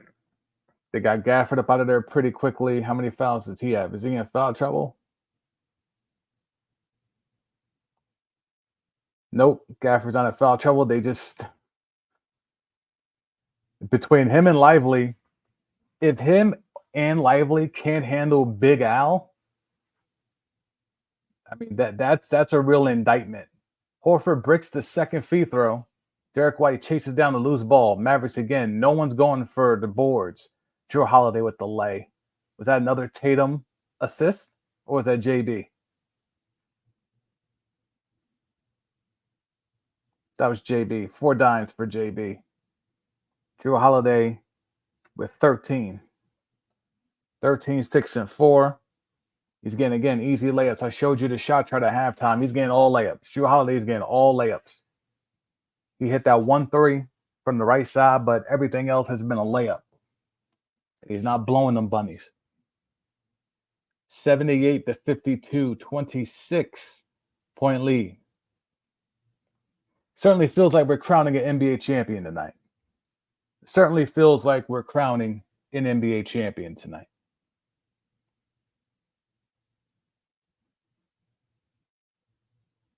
If you've been tapping in, appreciate all the ones on the Elon app, also on YouTube. If you're really enjoying the content, go ahead and hit that like button. If you haven't subscribed, appreciate the new subscribers. But if you have not, at least drop a like. Let the algorithm know that you're enjoying the content you're getting tonight. Maybe more like-minded folk like yourself will be able to pull up and enjoy. It's been a fun stream tonight. Smooth, real smooth. I'm performing way better on the road than the Mavericks are tonight. I'll tell you that. And if we're trying to dissect this whole Maverick thing, right, we could look at Luka, and he certainly deserves some slander. But he's only taken 11 shots. Kyrie's 2 for 9. Kyrie's going to get the most slander. Like, you know, the hot take shows are going to do that. Like, assuming this score holds and the Celtics win this chip, Kyrie's going to get destroyed in the media. This is going to be like a karma type thing. Like, Kyrie went out there and he saged the TD Garden when he spun the block with the net a couple years ago, and it got the Boston fans in their feelings. Nothing more apropos for Boston fans than to see Kyrie spit the bit for 3 games and have to watch the Celtics, the core that he ran with. Remember, when Kyrie was a Celtic, that was when Tatum and Brown were young pups. Like, they were extremely young. And Kyrie was supposed to be the de facto guy that comes in there and be that vet that shows these youngins how to win and et cetera, et cetera. And it just didn't really pan out. Like, IT3 was more of a vet presence for that squad than what Kyrie was able to provide. But nothing would make the hot takes go crazier than Kyrie continuing this bad play or rough play, and the Celtics closing this thing out, winning a chip right in front of his face. Nothing would make, like, Boston sports radio is going to go nuts. Like, national media is going to go crazy. Like, all the people that had to eat a lot of crow over the last couple of weeks because of the Mavericks run to the finals and had to, reassess their thoughts of Kyrie, all that shit's going to get thrown out the window. They're going to act like that shit never happened. All the hotter the take on Kyrie, the better tomorrow. Whoever jumps out the window and says the crazy thing about Kyrie, that's going to be the thing that goes viral. Y'all watch. Mark my words.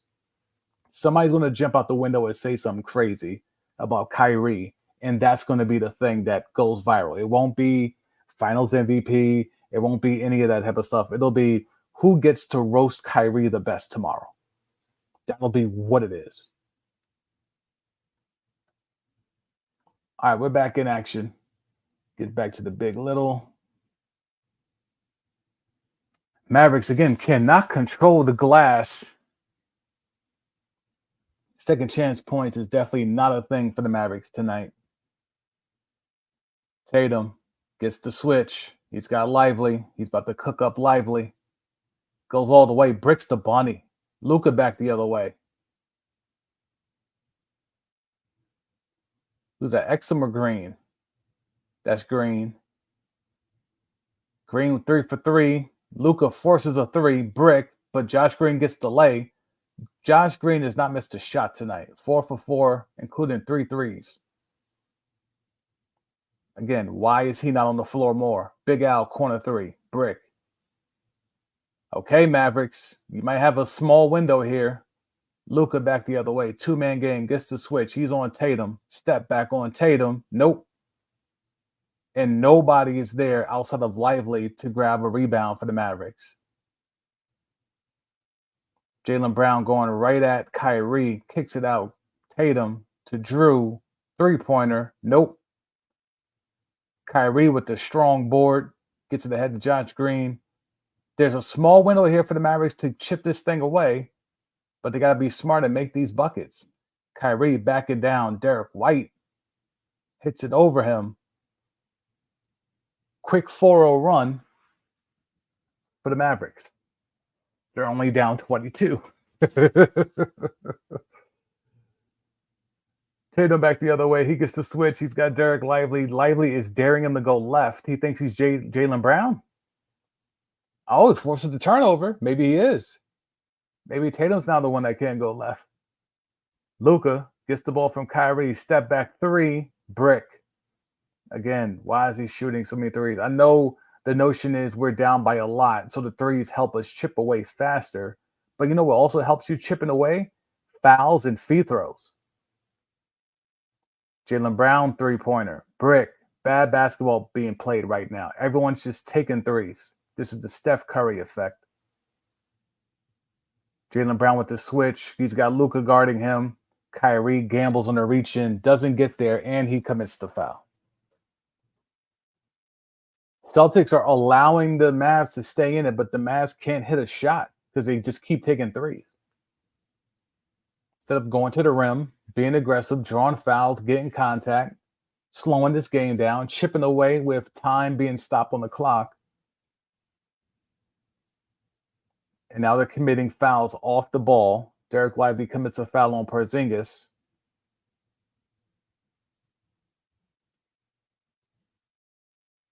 The Celtics bigs do not fear Lively or Gafford.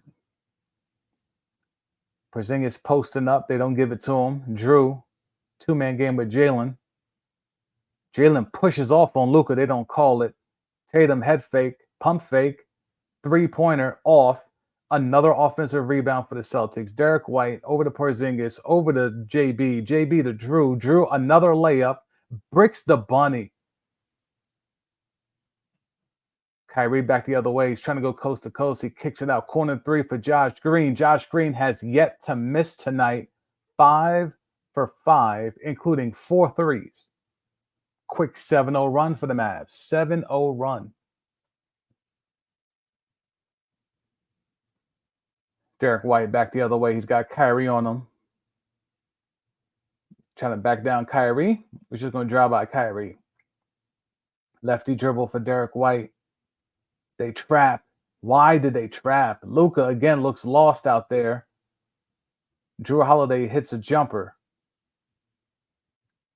Lead is back up to 21, 80-59. See, they get a little 7-0 run. Now here come the Celtics again, like every time. Luka all the way. Gets the layup and the foul. It's almost as if he could do that every time down if he wants. Instead of just them step back threes. You could get 3-pointers that way too. By driving to the lane, getting the contact, finishing with the layup, and then going to the free throw line and knocking down a free throw. Again, basketball is not that difficult when you're a player the like of Luka Doncic. It should not be this difficult. Luka to the line, he's got 13. Looking to make it 14. And he does. Score is 80-62.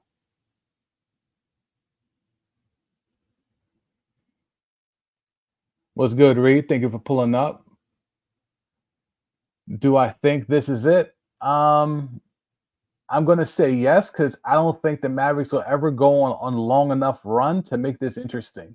They're going to make these little short 7-0 runs, 7-2 runs. Jaylen Brown just got blocked at the rim by Lively.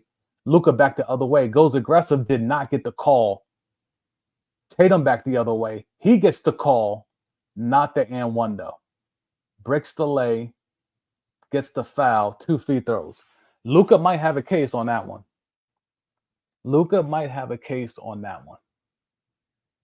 But Reed, do I think this is it? I just don't see the Mavericks getting a long enough run to be able to really chip this thing and get this thing down to single digits. They did it briefly in the second quarter, but they got it down to 9. But then we blinked, and the score was back up to 15. And then they got to 18.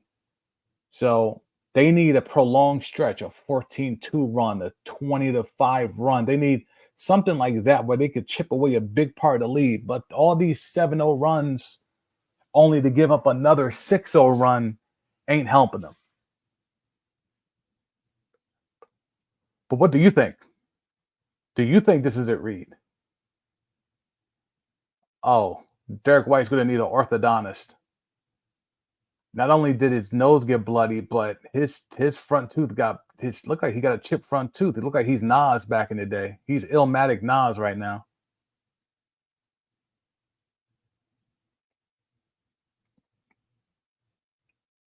Jaylen Brown. Oof. Kyrie came down. He forced a midi. I mean, Kyrie can make that shot, but unfortunately he didn't.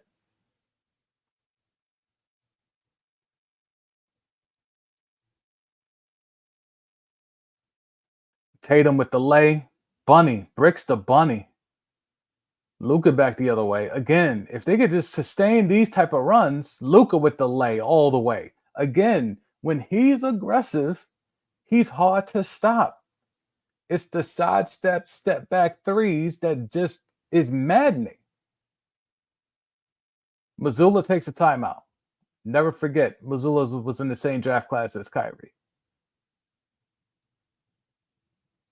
82-64. Mavs have cut it to 18. A lot of work to do still. Can they prolong this run? We'll find out after the commercial break. We'll hit the chat. Reed says it's over. Yeah, I mean, I'm certainly inclined to believe that.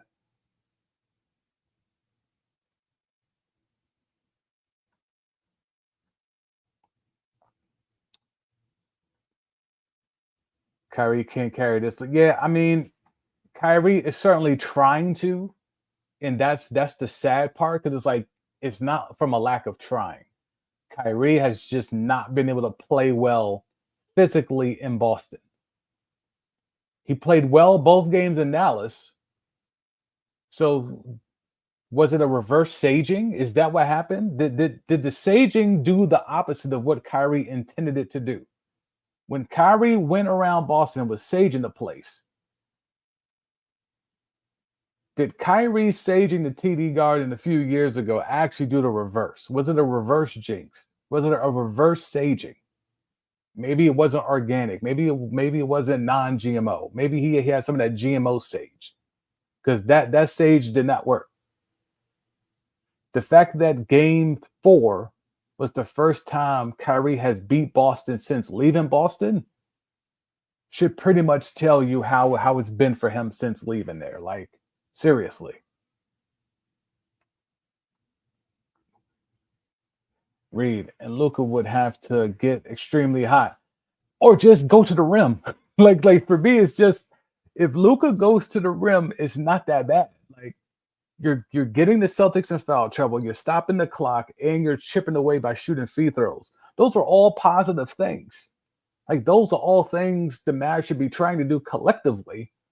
But since Luka's the only one who's trying, all right, fine. Let it be Luka then. But I think that should be the game plan between Kyrie and Luka, because that's what they did against the Timberwolves. And the Timberwolves had all the size with Towns, Gobert, Naz Reid, all the size. And Luka and Kyrie both took turns cooking them, mixing up the three ball with going to the rim, being aggressive, finishing at the rim, and then also drawing contact and getting the fouls. It seems like they have forgotten how to do that in this series. They've just been predicated on three ball. And it's like, it's kind of like that Warriors thing back when the Warriors had their run. The Warriors would force you to play their game. And teams, because it's just a competitive nature, would want to think they can keep up with the Dubs. You can't outdub the Dubs. The Dubs are going to put up a bunch of threes. Why? Because they have the greatest shooting backcourt in NBA history. That's why. You don't have that. So you should not be trying to match them 3 for 3. But in the flow of the game, that's what teams would do. And eventually, because they had Steph and Clay, those threes would fall and the other team's three balls would not. And I feel like that's what's been happening here. The Celtics, which again, I've been saying it the whole finals, but they attempted more threes than they made twos. So they're on some Dubs shit. And I think the Mavs are trying to keep up with the amount of three balls that the Celtics are taking. And it's to their detriment because Luka and Kyrie are not no Steph and Clay.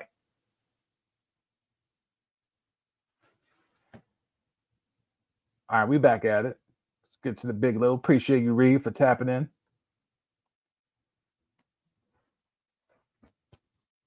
Under 4 minutes to go in the third quarter, down 18 are your Dallas Mavericks.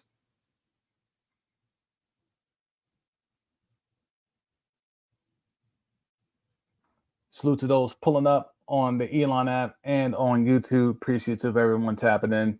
Jaylen Brown off balance. Jimmy bricks it, but again, no one goes for the board. Derek White comes away with the board. I got to look up these rebounds. Their rebounding numbers are going to be nasty. This third quarter has been horrible for the Mavericks from a rebounding perspective. They worked so hard in the second quarter to close the gap, and they've given it all back. Al Horford with the big offensive rebound. Al Horford again. He blew two bunnies. He got his Charles Smith on. But again, they're just controlling the glass. Effort. Is that Tim Hardaway? They dusted him off? And he takes a three, and he immediately hurts himself. Came down wrong on that ankle.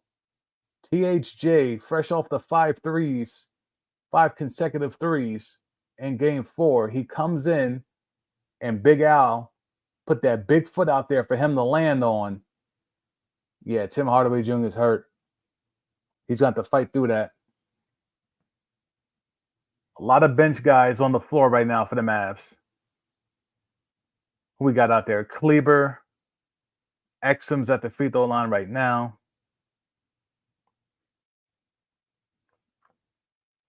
Dante Exum should have been getting way more minutes in its finals. Again, I'm not saying anything that's too crazy here, but if you're telling me PJ Washington, who has yet to give you one good game out of the 5, is getting minutes, doing nothing but just being a dude that's just out there doing cardio, while Dante Exum is a shot creator and a shot maker, it leaves a little bit to be desired in terms of Jason Kidd's coaching and knowing his roster. Jason Tatum back the other way. He's taking Exum into the paint. Nothing. Hauser, 3 off the bounce. Doesn't get it.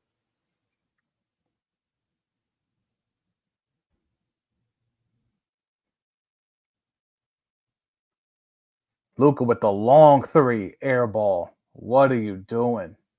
What are you doing? Oh, man, what was that? Mark that one. 82-65. Luka comes down and airballs a 3. You're trying to chip away.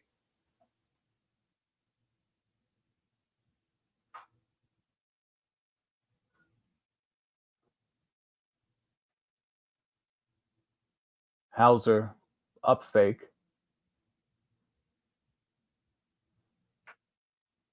They get that to go in. 84-65. Kyrie in the corner. Josh Green finally misses a 3.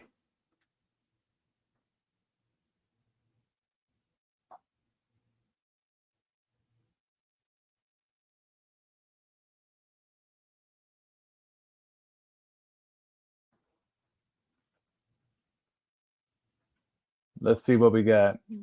All right, so that Luka 3, we're going to have to go back and look at that 3. Josh Green tries to be aggressive, goes all the way, gets blocked. Back the other way comes Jason Tatum. Ooh, Tatum had Drew, but he missed him. Here comes that Luka. Luka all the way. Wow, Luka thought he got the foul. He did not. Everyone stopped because they assumed there was going to be a foul there.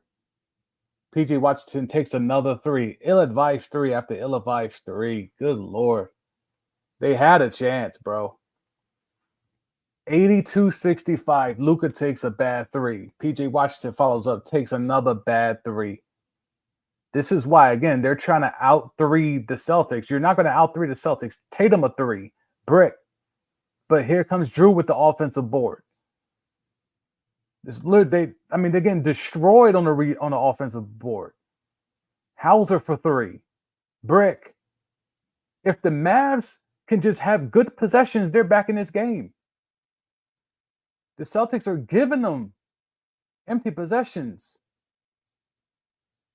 Luka, how's that not a travel? Not a travel, but he gets the little midi to go. Again, he's making anything that's not a three. Luka is literally making anything that's not a three. But yet he keeps taking the three. And then PJ Washington stands out there thinking he could hit three balls. Jaylen Brown's going to end off this quarter on an ISO. He gets a lot of screens. He's hunting Luka. Crossover. He took too long. He didn't get that off. And they didn't get fouled. Okay. 86-67. We head into the fourth quarter. Mavs did chip away, but are still down 19. Mavs do chip away, though. But the story is, again, ill-advised threes in the glass. Let's go to the rebound numbers. I want the rebound numbers. 28 rebounds for the Mavericks. 41 rebounds for the Celtics. 41-28 rebound advantage.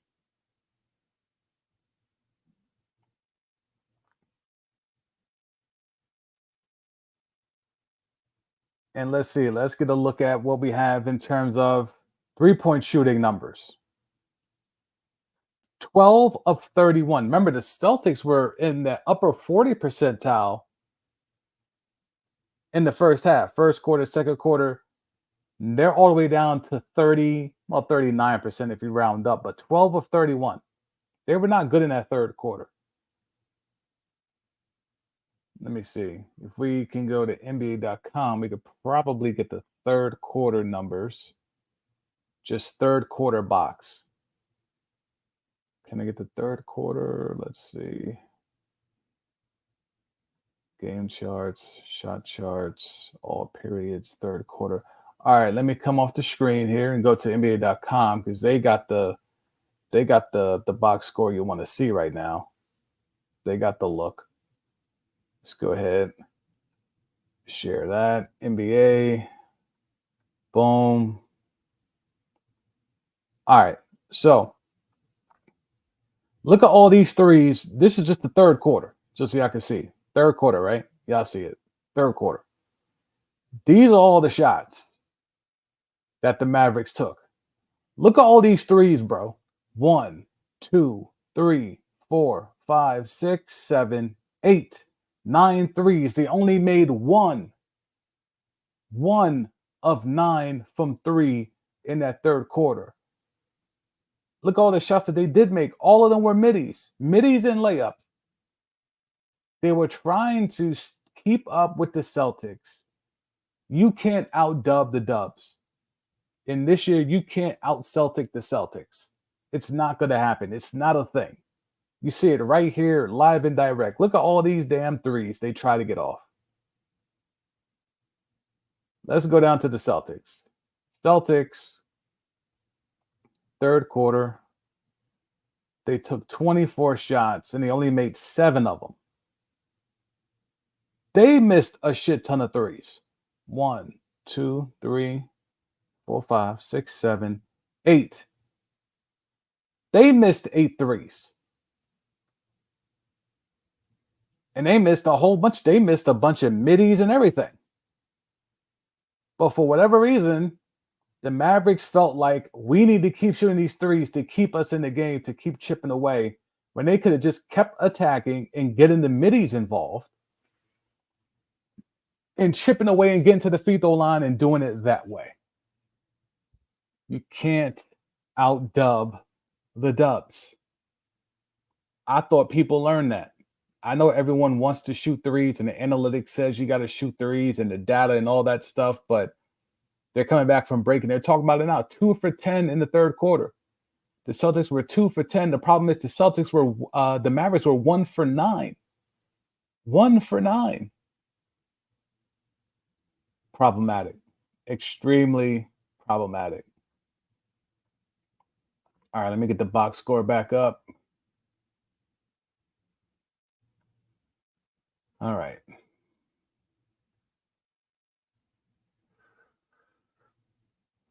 Back the other way, 86 67.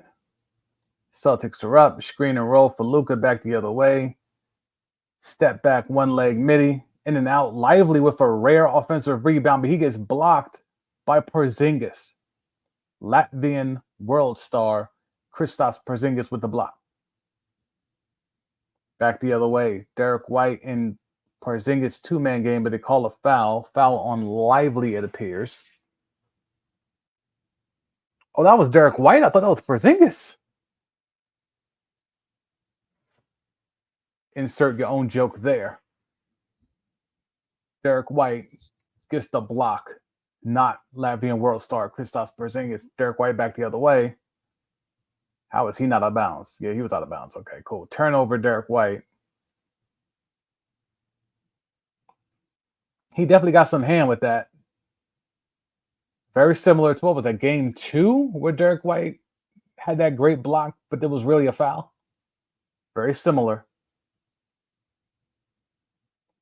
Luka out to Derek Jones. Derek Jones keeps taking these threes, man. Dog, they're leaving you that open for a reason, bro. They're leaving you that open for a reason. Luka's doing the right basketball play. Bron used to do that shit and get killed for it. Luka made the right basketball play. He got doubled, so he kicked it to the open man. The problem is that open man is open for a reason. They're trying to promo game 6 if it's necessary Thursday night. Something tells me we will not be watching basketball on Thursday night unless it's the W. Jaylen Brown all the way, kicks it out to Drew. Drew sidestep 3 over Lively, air ball. Derek White fights for the offensive board. 2 Celtics and 3 Mavericks on the floor. Jump ball. Derek Jones looks to be hurt. Reed tapping in. Yeah, Celtics are going to win. Celtics are going to win all day if both teams only on 3-pointers. Only both teams rely on 3-pointers. Yeah, that's what the Celtics want you to do. And that's why I'm stunned that, 2 guys with basketball IQ, like a Kyrie, like a Luka, are falling for that trap. Like, that's a trap. I would think they know that's the game plan. Let's lure them into this thing of, you shoot threes, we shoot threes. We all shooting threes. That's the modern NBA, right? Like, nah, dogs. The modern NBA is to score and be efficient. Efficiency is the modern NBA. Volume shooting was, the 2010s and before. Now it's about efficiency. It's not just shoot threes. Everyone shoot threes. Shoot threes if you can shoot them. Derek Jones Jr. cannot shoot threes. PJ Washington cannot shoot threes. In today's NBA, they're average 3-point shooters. That doesn't mean that they're great 3-point shooters where you need to take advantage of that. Appreciate the comment, Reed.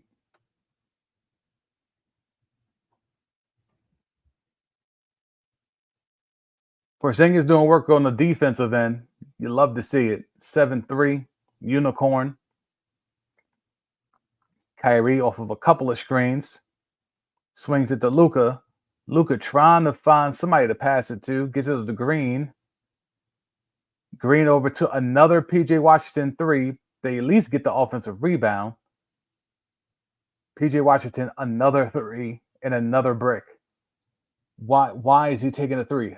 I mean, I don't want to sound like a boomer, but you could take a step in, up fake on the 3, and take a step in. Derek White playing great defense, almost forced a turnover. Kyrie sidestep 3, brick, drew the board. Great defense from Derek White that last possession. Celtics are up 19. Under 10 minutes to go in the game. Celtics on the verge of capturing another championship. Jaylen Brown all the way. Drops it off. Porzingis with the yam. Timeout. J-Kidd. 21-point lead. 88-67. Looking like it's a wrap, dog. Jaylen Brown drove right by Luka. Lively came over to help. Jaylen Brown drops it off to a diving Porzingis. Two-hand yam. Swinging on the rim, Shaq knees up in the air. All right, so now let's see if we can identify finals MVP. Right now, you got Tatum with a double-double, 20 and 10. He's 3 boards away from a triple-dub. If he gets a triple-dub, that might sway some voters. Drew Holiday with a low-key double-double. He's also 3 boards away from a triple-double. 15 and 11.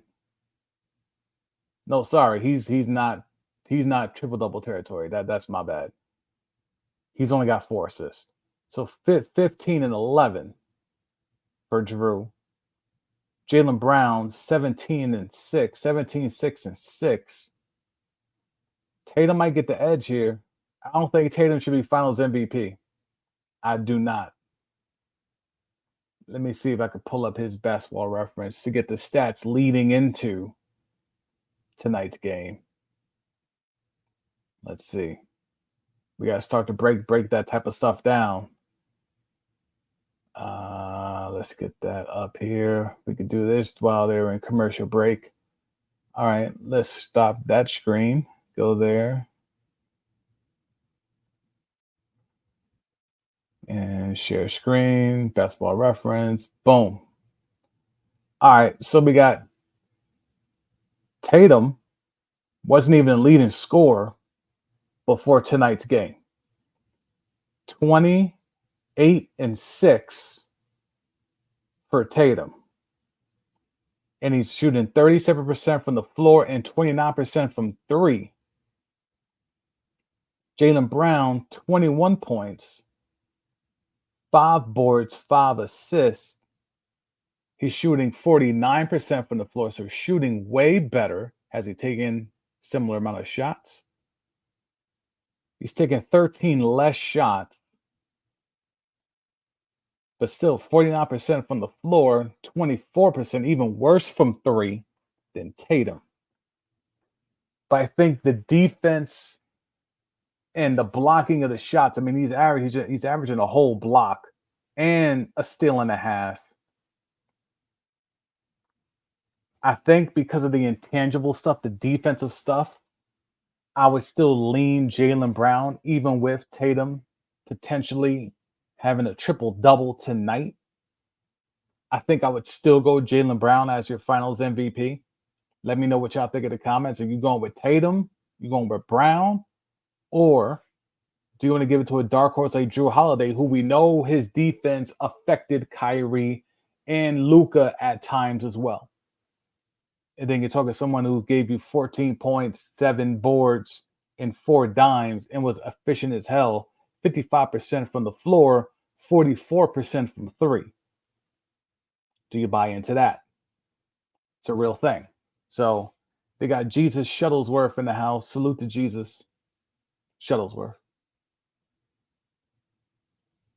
All right, let's go ahead and get back to the box score. We're back in action. Luka out to Kyrie. Kyrie back to Luka. Luka, another 3. Finally makes one. Luka with the 3 ball. Too little, too late.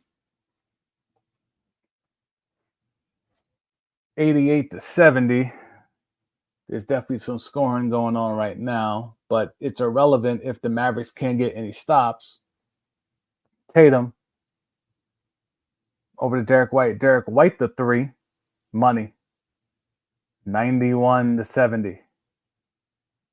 Mavericks back the other way. Kyrie. Over to Luka. Luka drops on Drew. Drew allows him to lay it in because it doesn't matter at this point. Drew Holiday is about to be a 2-time champion. Won with the Bucks a couple of years ago. They beat the point fraud. And now with the Celtics. He's been the difference for 2 teams. Tatum, right to the rim, gets the and 1 on Lively, I believe. If he stat pads, they'll probably give him finals MVP, but I just don't. I wouldn't do it.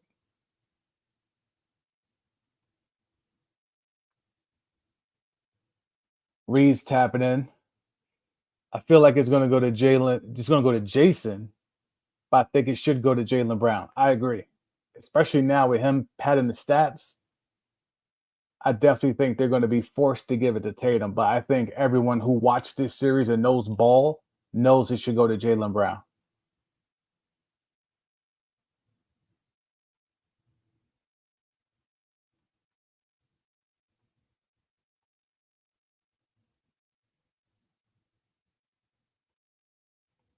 Reed, although it's interesting that there isn't one standout player. Yeah, that's kind of the whole thing, right? Like they have a big four.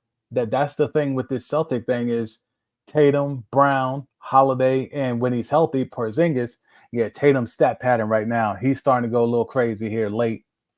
This game has been decided, but the stats that he's putting up are empty stats because this game's been decided, but it's going to look amazing in the box score. And that's probably what's going to get him finals MVP. 10 turnovers now for the Dallas Mavericks. And the Celtics have 13 points off those 10 turnovers. Horrible.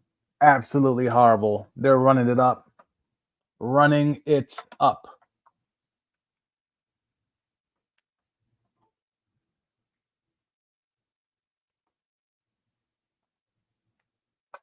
$97-75. There's not that much more to this game besides the inevitability of triple zeros on the clock.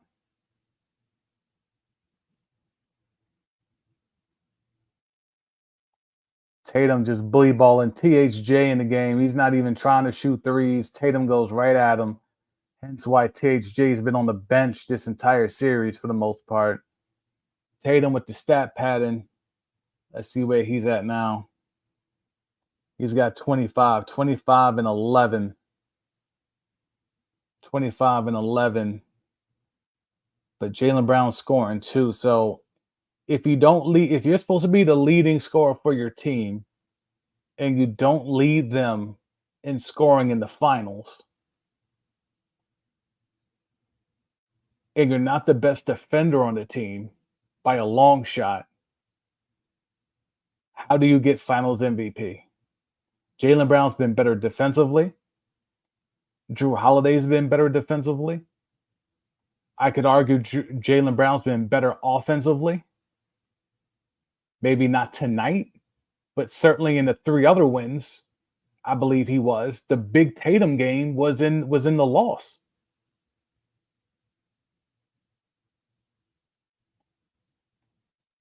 And he was taking a lot of shots. He was on his Luka shit in game 3 where he almost cost him the game before Luka self-destructed. Like this wasn't vintage Tatum. This wasn't quintessential Tatum. This wasn't introducing yourself to the world Tatum. Like this wasn't any of that. But he might just get finals MVP by default, which is amazing when you think about it. You get the finals MVP just cuz. That's wild times, bro. That's wild times when.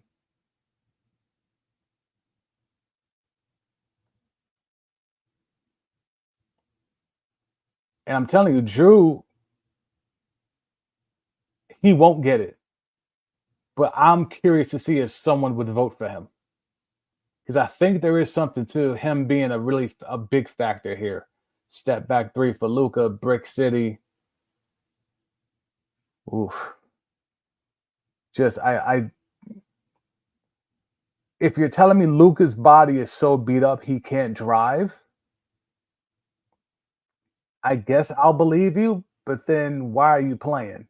If you're already a one-way player, but even your triple threat is now down to one threat. Yeah, Tatum is stat padding. What's he got to now? 27? 27. Turnover, another turnover. That's 11 turnovers now. Derek White. As good as Tatum and Brown are, does this run for this year's Celtics remind anyone of that Pistons team that beat the Lakers? That Chauncey squad, like like how Reed said earlier, like they don't have that one standout player. Like that's kind of what that Pistons team was. Oh yeah, this shit's a wrap. I mean, we kind of knew it was a wrap, but yeah, this shit's a wrap. This shit's a wrap. 26-point lead, and they're pouring it on.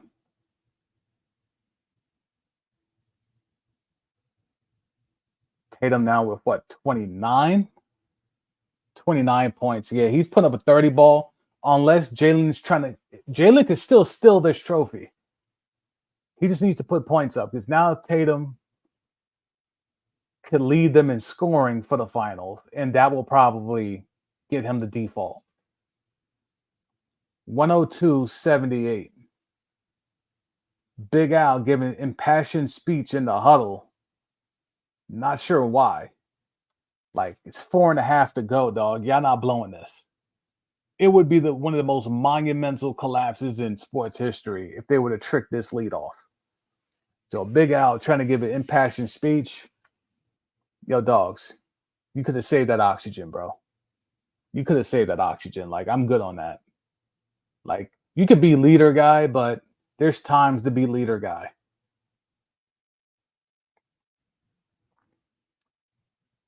All right, we got Freddie in the chat. Only 2 other players averaging 27, 7, and 7 in the finals. Tatum will be the third. Brown had 2 trash games this series, so it's not by default. All right, well, let's go back and check that. 2 trash games by default. All right, they were both averaging 20 coming into this game tonight, Freddie. So I don't know how Brown can have 2 trash games and still be the leading scorer coming into tonight, but I guess you know more than me. You're telling me Brown had 2 trash games. He was the team's leading scorer coming into tonight. I'm not sure what's going on there. He was averaging 2 less boards and 2 less assists than Tatum coming into tonight, but you're telling me he had 2 trash games. That must mean Tatum had 2 trash games too for the stats to be that similar. So make it make sense. You let me know. Because we could do the Jalen game log. The only game, and I'll come up the screen because the box score is kind of irrelevant at this point. But I want to keep that comment up because we're gonna do the science. We're gonna do the science. Let's get over to Basketball Reference since we want to talk about stats in 2 trash games. All right. So game 1. Let's see. Actually, the last game was his trash game. 10 points. 29 in game 1, 22 in game 2, 21 in game 3, and 30 in game 4. And you're telling me he had 2 trash games? Where's the second trash game? You want to tell me game 4 when the whole team was trash? Cool. Now, the 4 other games, like, what are we doing? Oh, that 29 against Indy. All right, so let's go here. 22 game 1, 21 game 2, 30 in game 3. So in all 3 of your wins, he had 22, 21, and 30. And he's got another, I think he's at a 20-piece tonight, right? He's at a 20-piece tonight. He's got 17. He's stuck on 17. He's got 19 tonight. Like, so where's that second trash game? I'll give you game 4. But I could argue the whole team was trash in game 4. But in the 3 wins, 30, 21, and 22. Where's that second trash game? Because he only had 2 assists? Like, I don't know what you're saying there.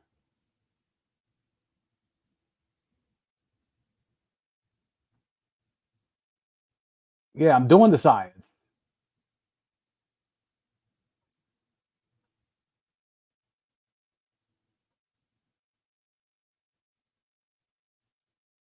Okay, so 1 trash game. But he has less rebounds and assists for the series. Yes, but the defense doesn't add up. That doesn't make up for that. Jaylen Brown's been arguably the best defender next to Drew Holiday. He's been a better rim protector than your actual bigs. Like, are we just gonna poo-poo that? Like the impact Jaylen Brown had in game one, where he stripped Luka multiple times and took it in for dunks. We're just gonna act like that didn't happen. We're gonna act like the physical presence of Jaylen Brown, rim protecting as well as guarding the ball, picking up Luka three-quarter court and ripping them multiple times. That didn't happen. Just because Tatum scores more, and not by a lot, by the way, but scores a little bit more, has two more rebounds and two more assists. He's by far and away the MVP. I don't co-sign that.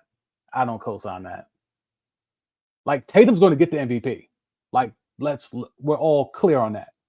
He shouldn't, but he is.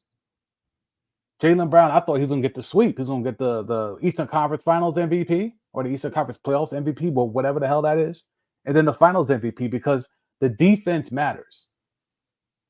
If he knocks down these free throws, he's going to have a 20-piece.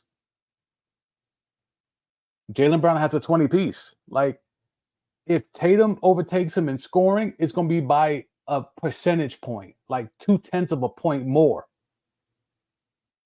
The defense of Jaylen Brown, to me, is what, to me, cancels out the 2 boards and the 2 assists more that Tatum averaged in this playoff.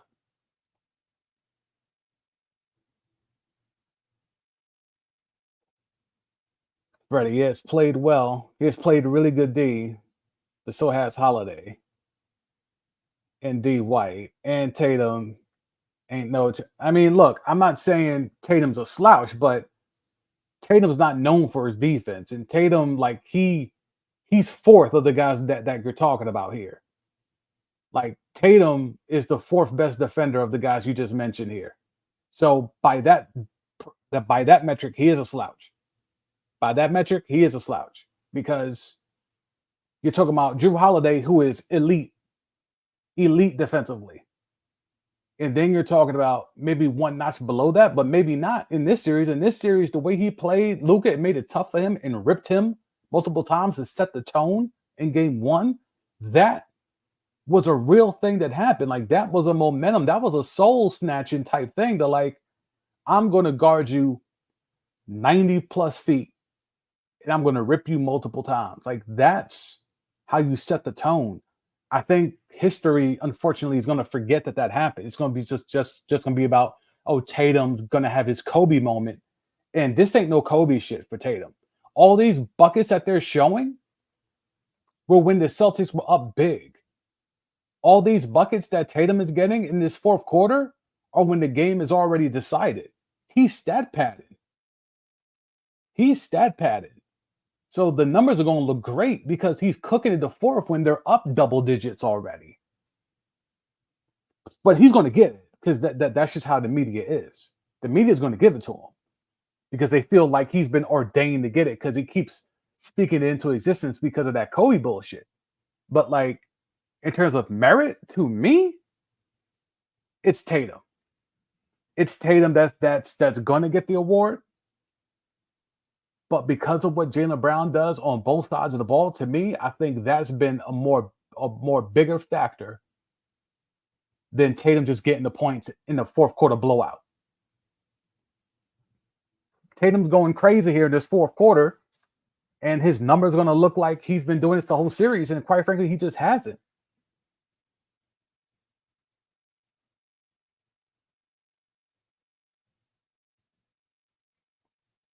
Look, he's out here. They're up 21, and he's still out here going for buckets. There's no reason for him to be out here. There's no reason for any of them to be out here to keep it a buck with you. This game's over.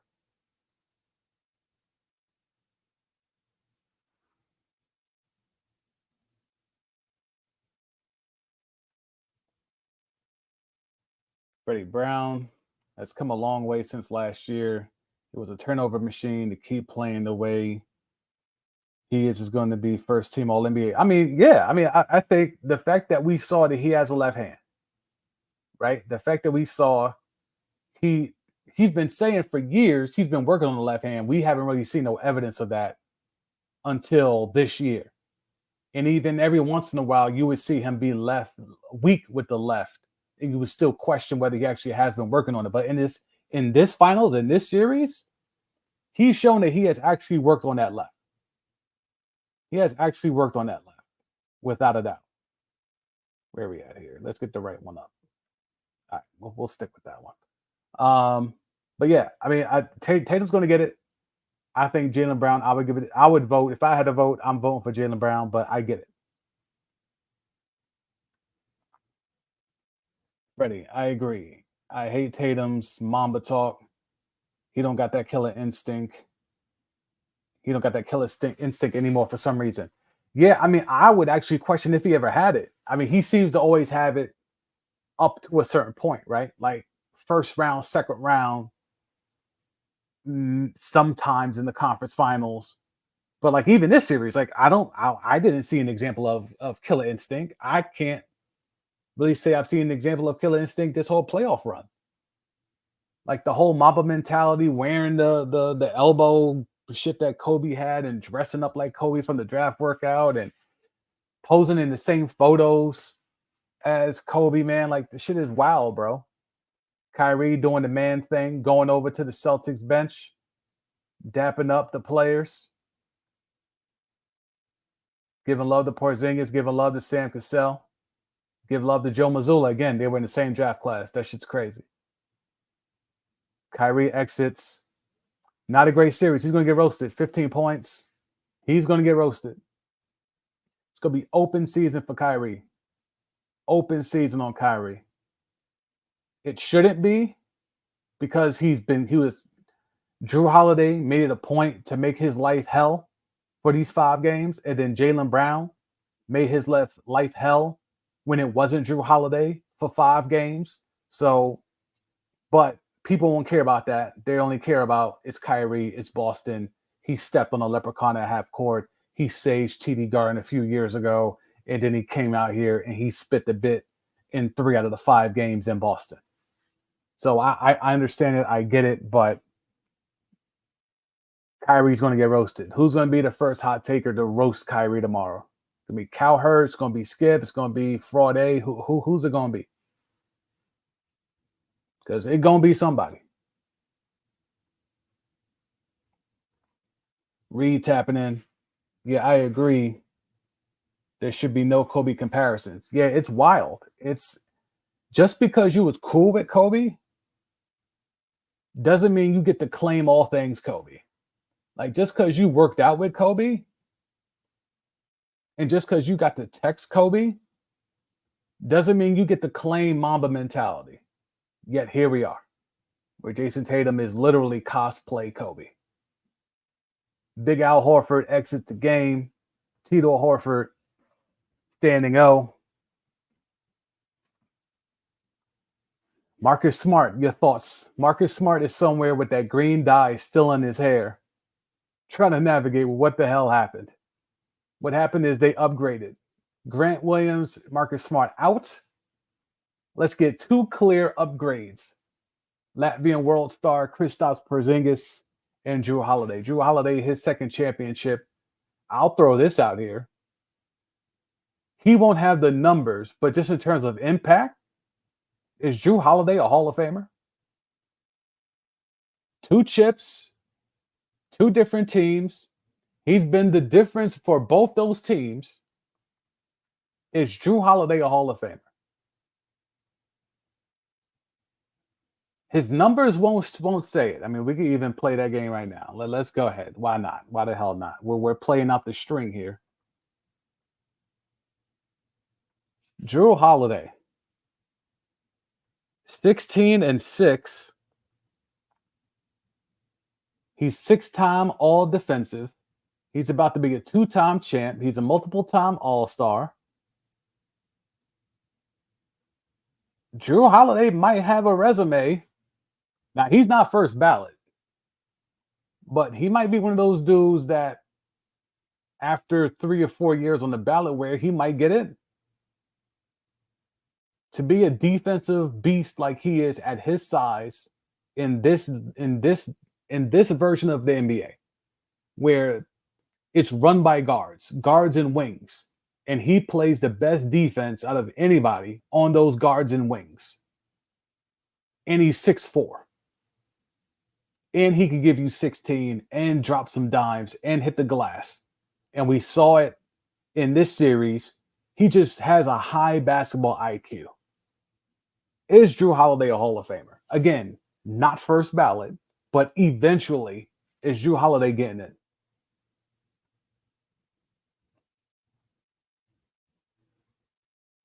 We'll hit the chat. Freddie in the chat.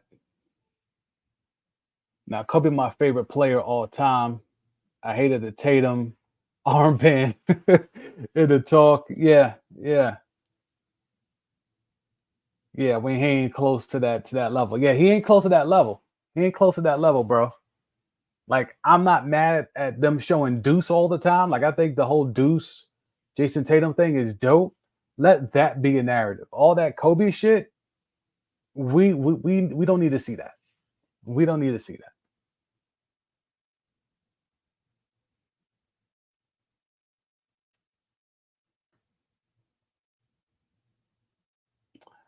Freddie in the chat, Drew been a beast. Love that dude. Yeah, he's a problem. He's been a problem everywhere he's been in the league.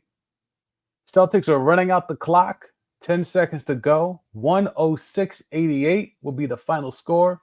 Celtics are your 2024 NBA champions. The next thing is, who is finals MVP? God Sham God daps up Joe Mazzulla and Kyrie on the way out. God Sham God, if you're unhip, if you're on YouTube, you have no excuse. You should be tapping in and look up some God Sham God highlights. Players are all coming together. Everyone's going to Luka, dapping him up. Kyrie dapping up his own teammates. Gotta like that.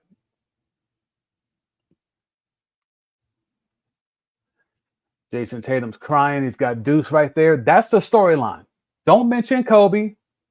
Don't take that photo of Kobe hugging the trophy with the leather jacket. Don't recreate that photo tonight, Jason. Do not do that. Do not do that. I do not want to see that man try to recreate any Kobe photos tonight. Do not do the whole thing with Kobe and Shaq with you and Jaylen Brown. Don't try to do any of that shit. Just be Jason Tatum. You ain't Kobe.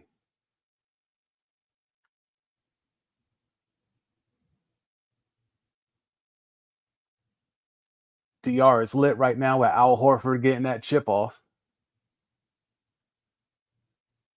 Freddie in the chat.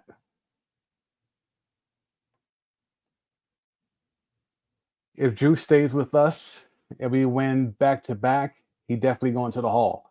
I mean, I will say this. I think winning a chip with the Celtics probably means more to a Hall of Fame resume than winning with the Bucks. Like, for all intents and purposes, I'm not sure if Giannis is going to get another one.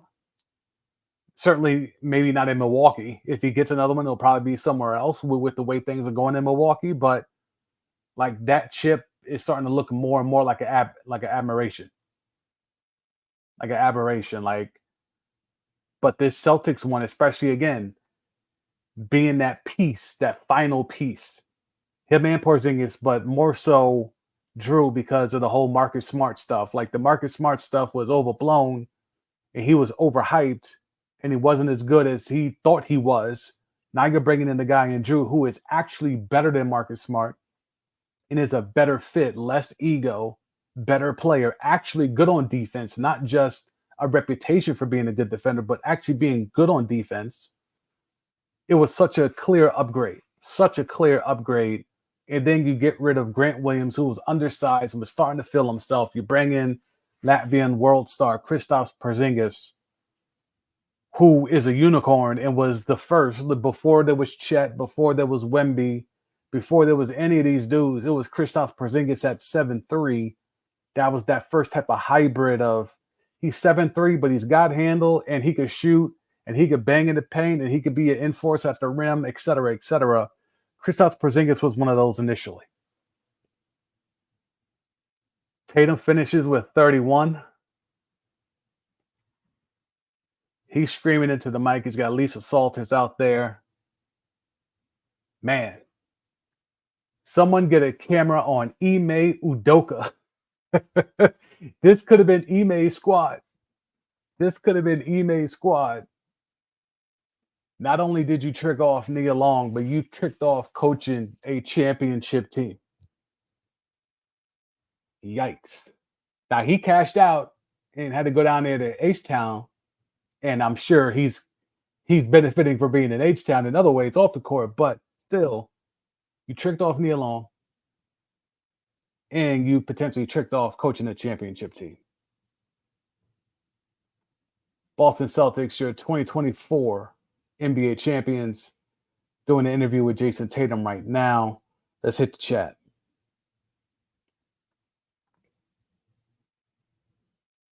Let's see, we go back. Didn't miss anything. Nope, didn't miss anything. Appreciate Freddie and Reed for tapping in. Appreciate all of y'all who have stayed on here. Appreciate those that are on YouTube. Appreciate those that are on the Elon app. Numbers have been really consistent tonight. I appreciate that. Good vibes, good vibes. They're putting on the championship t-shirts. They're doing all that fly shit. Still waiting on MVP. We're going to assume it's going to be Tatum. Matter of fact, let's go ahead to the Tatum game log. We did the Jaylen Brown. Let's get Jason Tatum.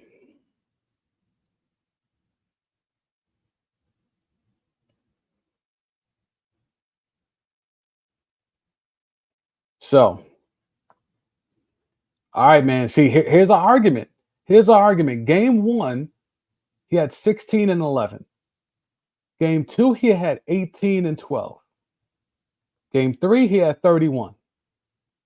Game 4, he had 15. Now, you could argue that's 3 out of 4 games that were just good. Not great, not amazing, just good. Double-doubles, great. Got a double-double in points and rebounds in game 1. Double-double in points and assists in game 2. Did his usual Tatum thing in game 3 with 31. 15 in game 5. So that was a trash game like Jaylen Brown. So we throw that game out, right? We throw that game out. And then he has the 30, 31 again tonight. So he got 31 twice. Those are only 2 games he scored over 20 points. And we're going to give him finals MVP? I don't know, man.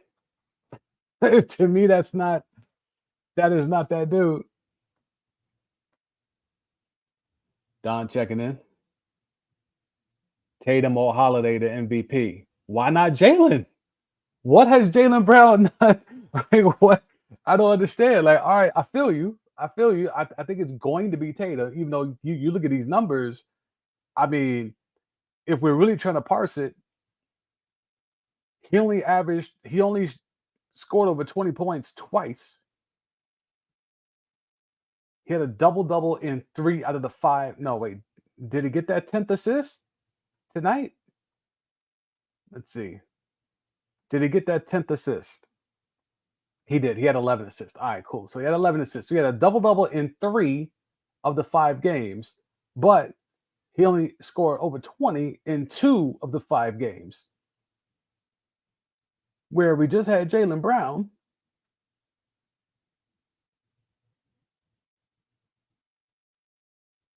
give you 20 plus in 4 of the 5 games, including a 30 ball. Now, he didn't give you double-doubles, but you got to throw in these steals here. 3 steals in game 2, 3 steals in game 1. He's got some blocks here. We know what the defense was throughout this series. Like, there's a real case for Jaylen Brown here.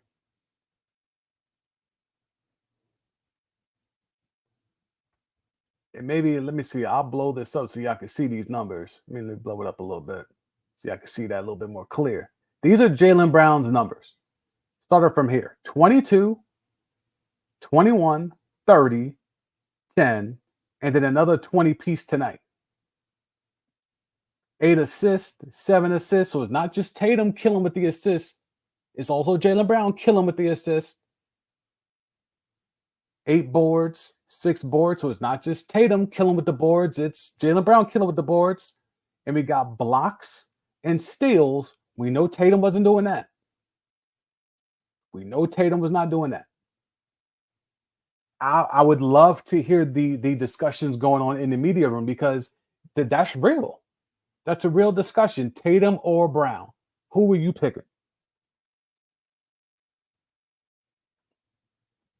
Let's go back to Reed in the chat.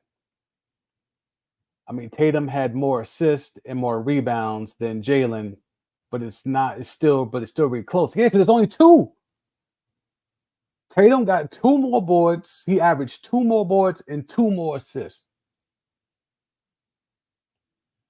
That to me is not enough to give someone finals MVP. Especially when to me, Jaylen Brown's defense cancels that out, cancels out the whole two more boards, two more assists. When I could tell you this man was picking up Luka 70 to 90 feet out in games 1 and 2 and ripping them, setting the tone. Well, we all about to find out. They're about to hand out the Larry OB. Adam Silver and squad is at the podium. Salute to those staying locked in. Appreciate the new subscribers on YouTube. Appreciate the interactions on Twitter as well, the Elon app. Man, Adam Silver is just a weird dude, man.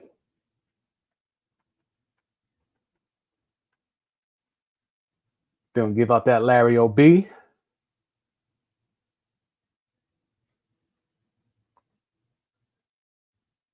Can we now stop hearing about the 08 Celtics? Can we now stop hearing about Paul Pierce and KG and all of them? Like, I'm not a Celtics fan, not by any stretch. I'm not a Celtics hater either. But I was getting a little tired of just that 08 squad being able to run around with their chest puffed out. Like, now we could bring them down the peg. This is a more likable Boston Celtic team than that 08 team. I didn't dislike them in real time, but like the victory lap that they've been on since 08, that's turned me off to that whole core. And I love Rajon Rondo. I think he's the prototypical point guard that every point guard should pattern themselves after. But that whole 08 thing with Paul Pierce, I just couldn't. I was just enough of 08. Enough. Now we get there. Enough of 08. I don't mind 24. But 08, enough.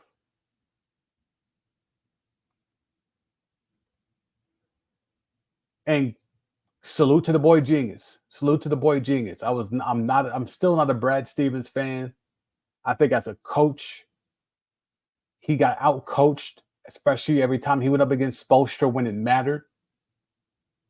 But with the Scamadumdea, Danny Ainge sliding over to Utah to cash out, I think that was the perfect move for the boy Genius to be kicked upstairs. Because to me, he kept getting out-coached in big spots. But as an exec, being able to get Grant Williams and Marcus Smart up out of there and get Latvian world star Kristaps Porzingis and Drew Holiday, and then smartly locking in Drew Holiday, who was talking about retiring after his current contract before this new one.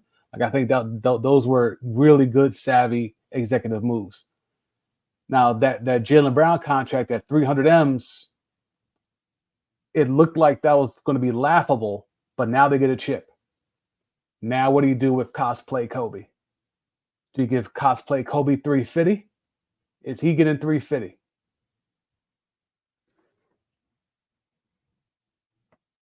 All right, let's get to the finals MVP. Let's go. Mazzulla taking that mic. We already know what type of time he's on. He about to start preaching. I mean, Mazzulla's from that area, so it hits different for him. We said he watches The Town 4 times a week or 4 times a day, some wild shit like that. Like, he's really about that action.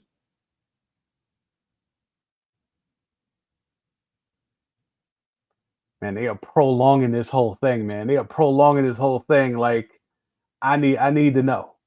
Who's it gonna be? Let's switch it up here. Finals MVP. Let's see. Can we get some final stats for the whole series? Is that on NBA.com yet? Do a little side by side. Get that box score.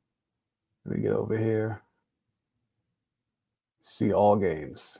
Do we have all stats? Oh, I think we might have final stats. Maybe not. Nope, not yet. Oh, view series. Hang on. We might. Okay. Tatum averaged 22 points, 8 rebounds, and 7 assists for the series. All right. They're giving out finals MVP. It is Jaylen Brown. Let's go. Jaylen Brown gets finals MVP. Get Tatum the fuck out of here. Defense still matters. Jaylen Brown, NBA Finals MVP. Pat yourselves on the back. Pat yourselves on the back. I'm telling you, sir, it was a real debate. It was a real debate. It was a real debate. Read in here. Let's go. You know the deal. Let's get it. Jaylen Brown. 21 points, shot 44% from the field, 5 boards, 5 assists. And again, I think the defense is what got him the votes, yo. I really think it is. He gives a shout out for Tatum. They dap up real quick, but JB is your moment. It's your moment.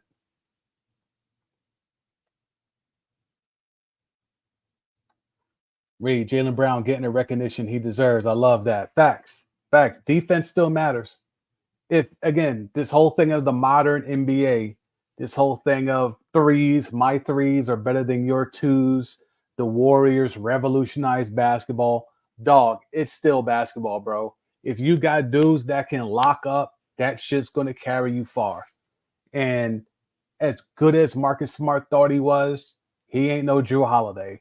As good as Grant Williams thought he was, he ain't no damn Latvian world star Kristaps Porzingis. The defense got better. And when Jaylen Brown takes that next step and he cashes out, got that 300, and he played like it in this playoff run, get that recognition. Get that recognition. Get that shine. He deserved the hardware. He deserved it.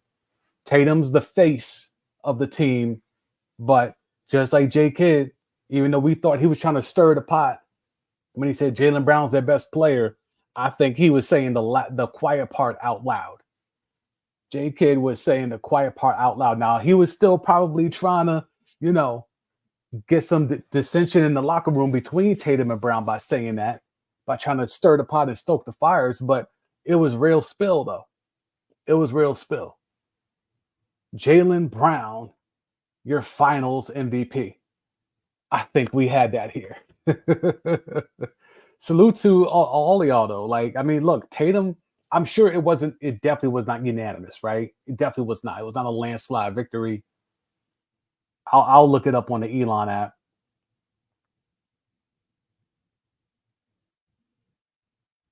Freddie tapping in. It was almost a tie with the two J's. What matters most is we got the title. Let's get that dynasty. Okay. Salute. Yeah, there's no way.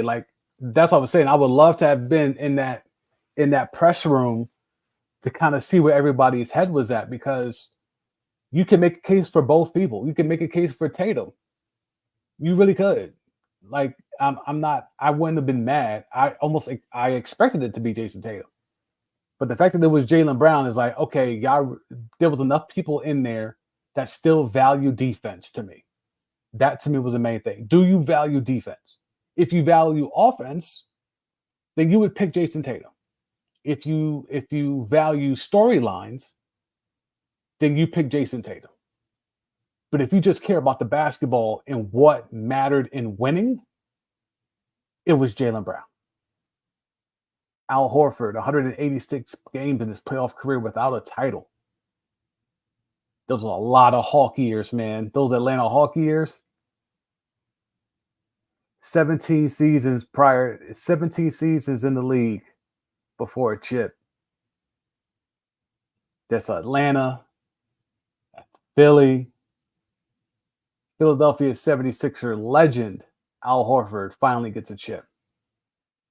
Even he gets a chip before Embiid. You gotta love it.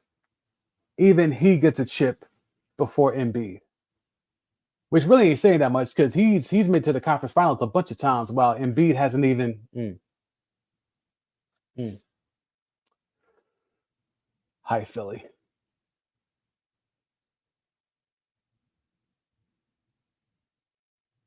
Latvian world star Kristaps Porzingis to the microphone. Knicks tape. Where you at? Mavericks. Where you at?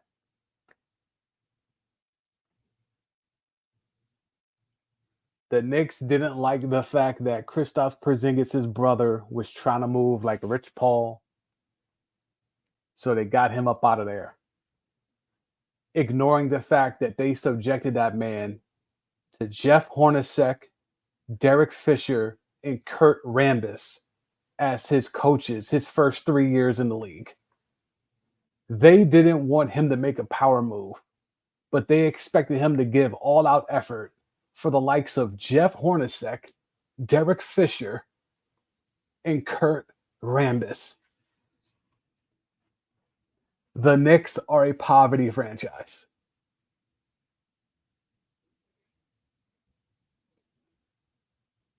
Drew Holiday. I'm telling you, man, he might be a Hall of Famer, bro. Because it's not just the fact that he's won multiple chips. It's the role he played in both of those, right? The role he played in both of those to me is what really matters.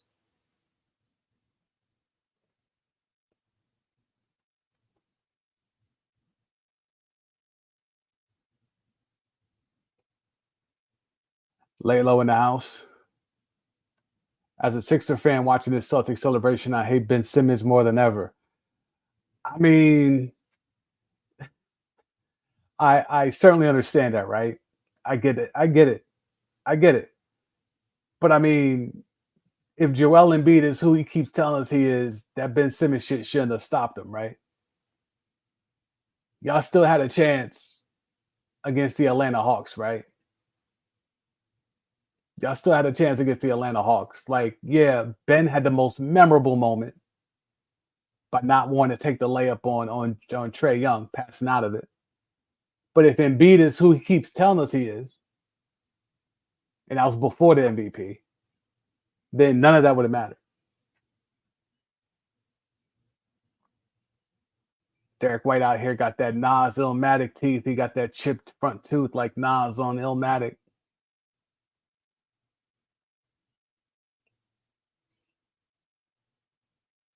Xavier Tillman, NBA champion.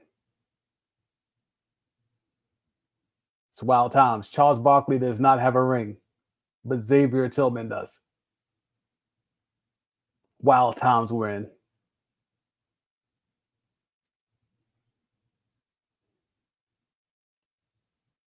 Let me see. I'm going to go on the Elon app and see if I can find the MVP voting.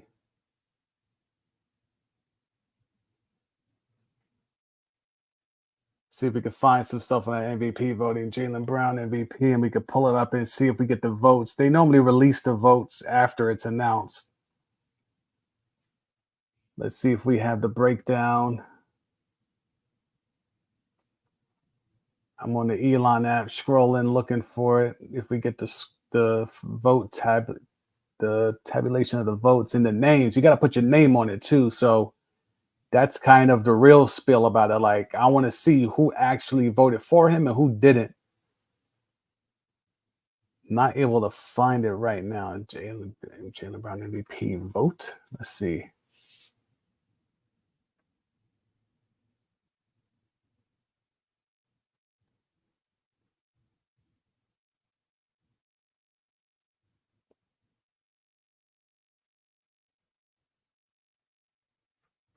Cannot find it right now. I'm sure it'll be announced soon. Oh, wait, here we go. Oh, nope, that's not it. Damn. Thought I had it. Thought I had it.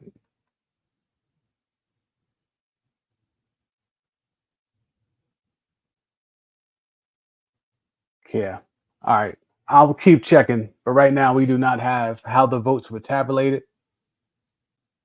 Look like the presentation is just pretty much wrapped up. Tatum is hanging on to that Larry OB. Jaylen Brown's got the Finals MVP.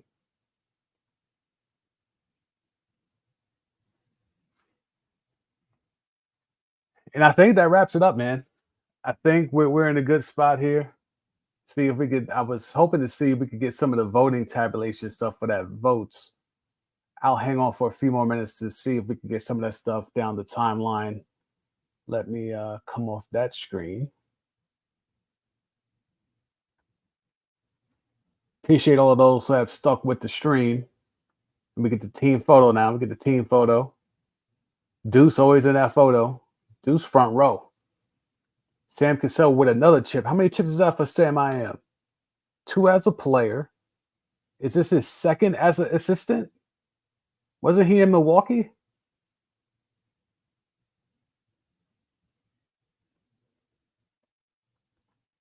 If that's 4 chips for Sam Cassell, I don't know why he's not the Lakers coach right now. But it's not about that. It's about the Celtics. Celtics captured the 2024 NBA championship.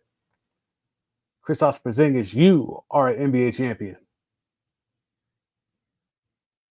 Brown and Tatum, all the promise from being lottery picks back to back. Multiple coaches, multiple heartbreaks, multiple controversial scapegoated performances. All of that gets put in the rear view mirror as they capture the 2024 Larry OB. Al Horford, 17 years in the league, finally gets to hold up the Larry O'Brien trophy. The streets of Boston are going to be wowing for the next week or so. I mean, they had a Kyrie blow-up doll that they were doing things to after game 1. I'm afraid of what they're going to do on the streets tonight.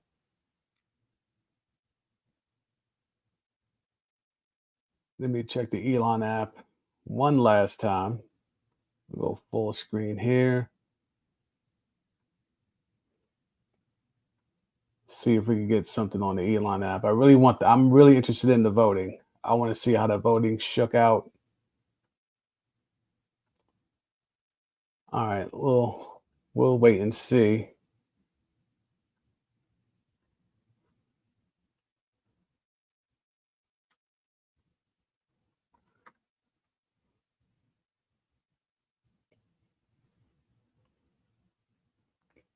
So recapping Jaylen Brown's year thus far, or his career, $304 million Supermax contract, Eastern Conference Finals MVP, 3-time All-Star, made All NBA a year ago, and now he's the NBA champion and won Finals MVP.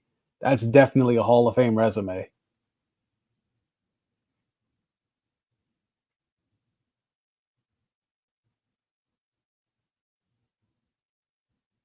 Still looking for the voting tabulations. If we don't get that, then we'll just go ahead and call it a night. Appreciative of everyone that's been pulling up over these NBA final kickbacks, live streams. This is what I do on this channel. Gonna be doing more live streams. I pop in when I can. So if you're on the YouTube side, subscribe, turn on the notifications to be notified when I go live. We'll be doing stuff for the off season.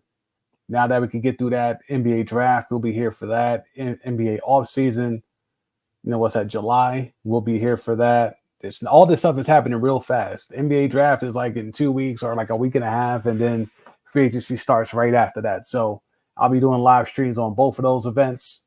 So if you're an NBA fan and you like what you saw tonight, feel free to tap in on that. People on the Elon app, you already know how I give it up. So we'll be locked in on that as well, on that side of things. So I like the content. I like the content I've been able to provide. I like the fact that we got new people tapping in, chiming in on the chat. If anybody gets that voting tabulations, let me know where to find it, because I am searching like a madman for it. Not able to find it. Was hoping to get that breakdown just so I can see who voted for what. I'm sure they'll have it tomorrow, so maybe I'll put out some short form content on that tomorrow. Yeah, but I think we're going to wrap it up there. Haven't seen anything. Reed's been tapping in, man. He's been following along throughout this playoff run. I appreciate you, man. Great season, man. Thank you, Reed. Appreciate you being able to pull up, tapping in on the content, and yeah, I think it's just been a great NBA season. I love basketball, and basketball is like a sport I've been playing and following my whole life. So love the game, love to break down the game, love to talk about the game, love to analyze the game, all that type of shit. So glad we were all able to pull up and be here together. Looking forward to the draft, looking forward to free agency. So as we wrap things up here, appreciative of everyone that tapped in. If you haven't on the YouTube side, subscribe to the channel. I appreciate all of that type of stuff. Drop a like, any of that type of good stuff that lets the good folks at YouTube know that you're enjoying this content. So for everyone on the Elon app, for everyone on the YouTube side, I appreciate all of y'all. Have a good off season, but we're right back to the shits in a couple of weeks with the draft and free agency. I'll see y'all soon. Peace.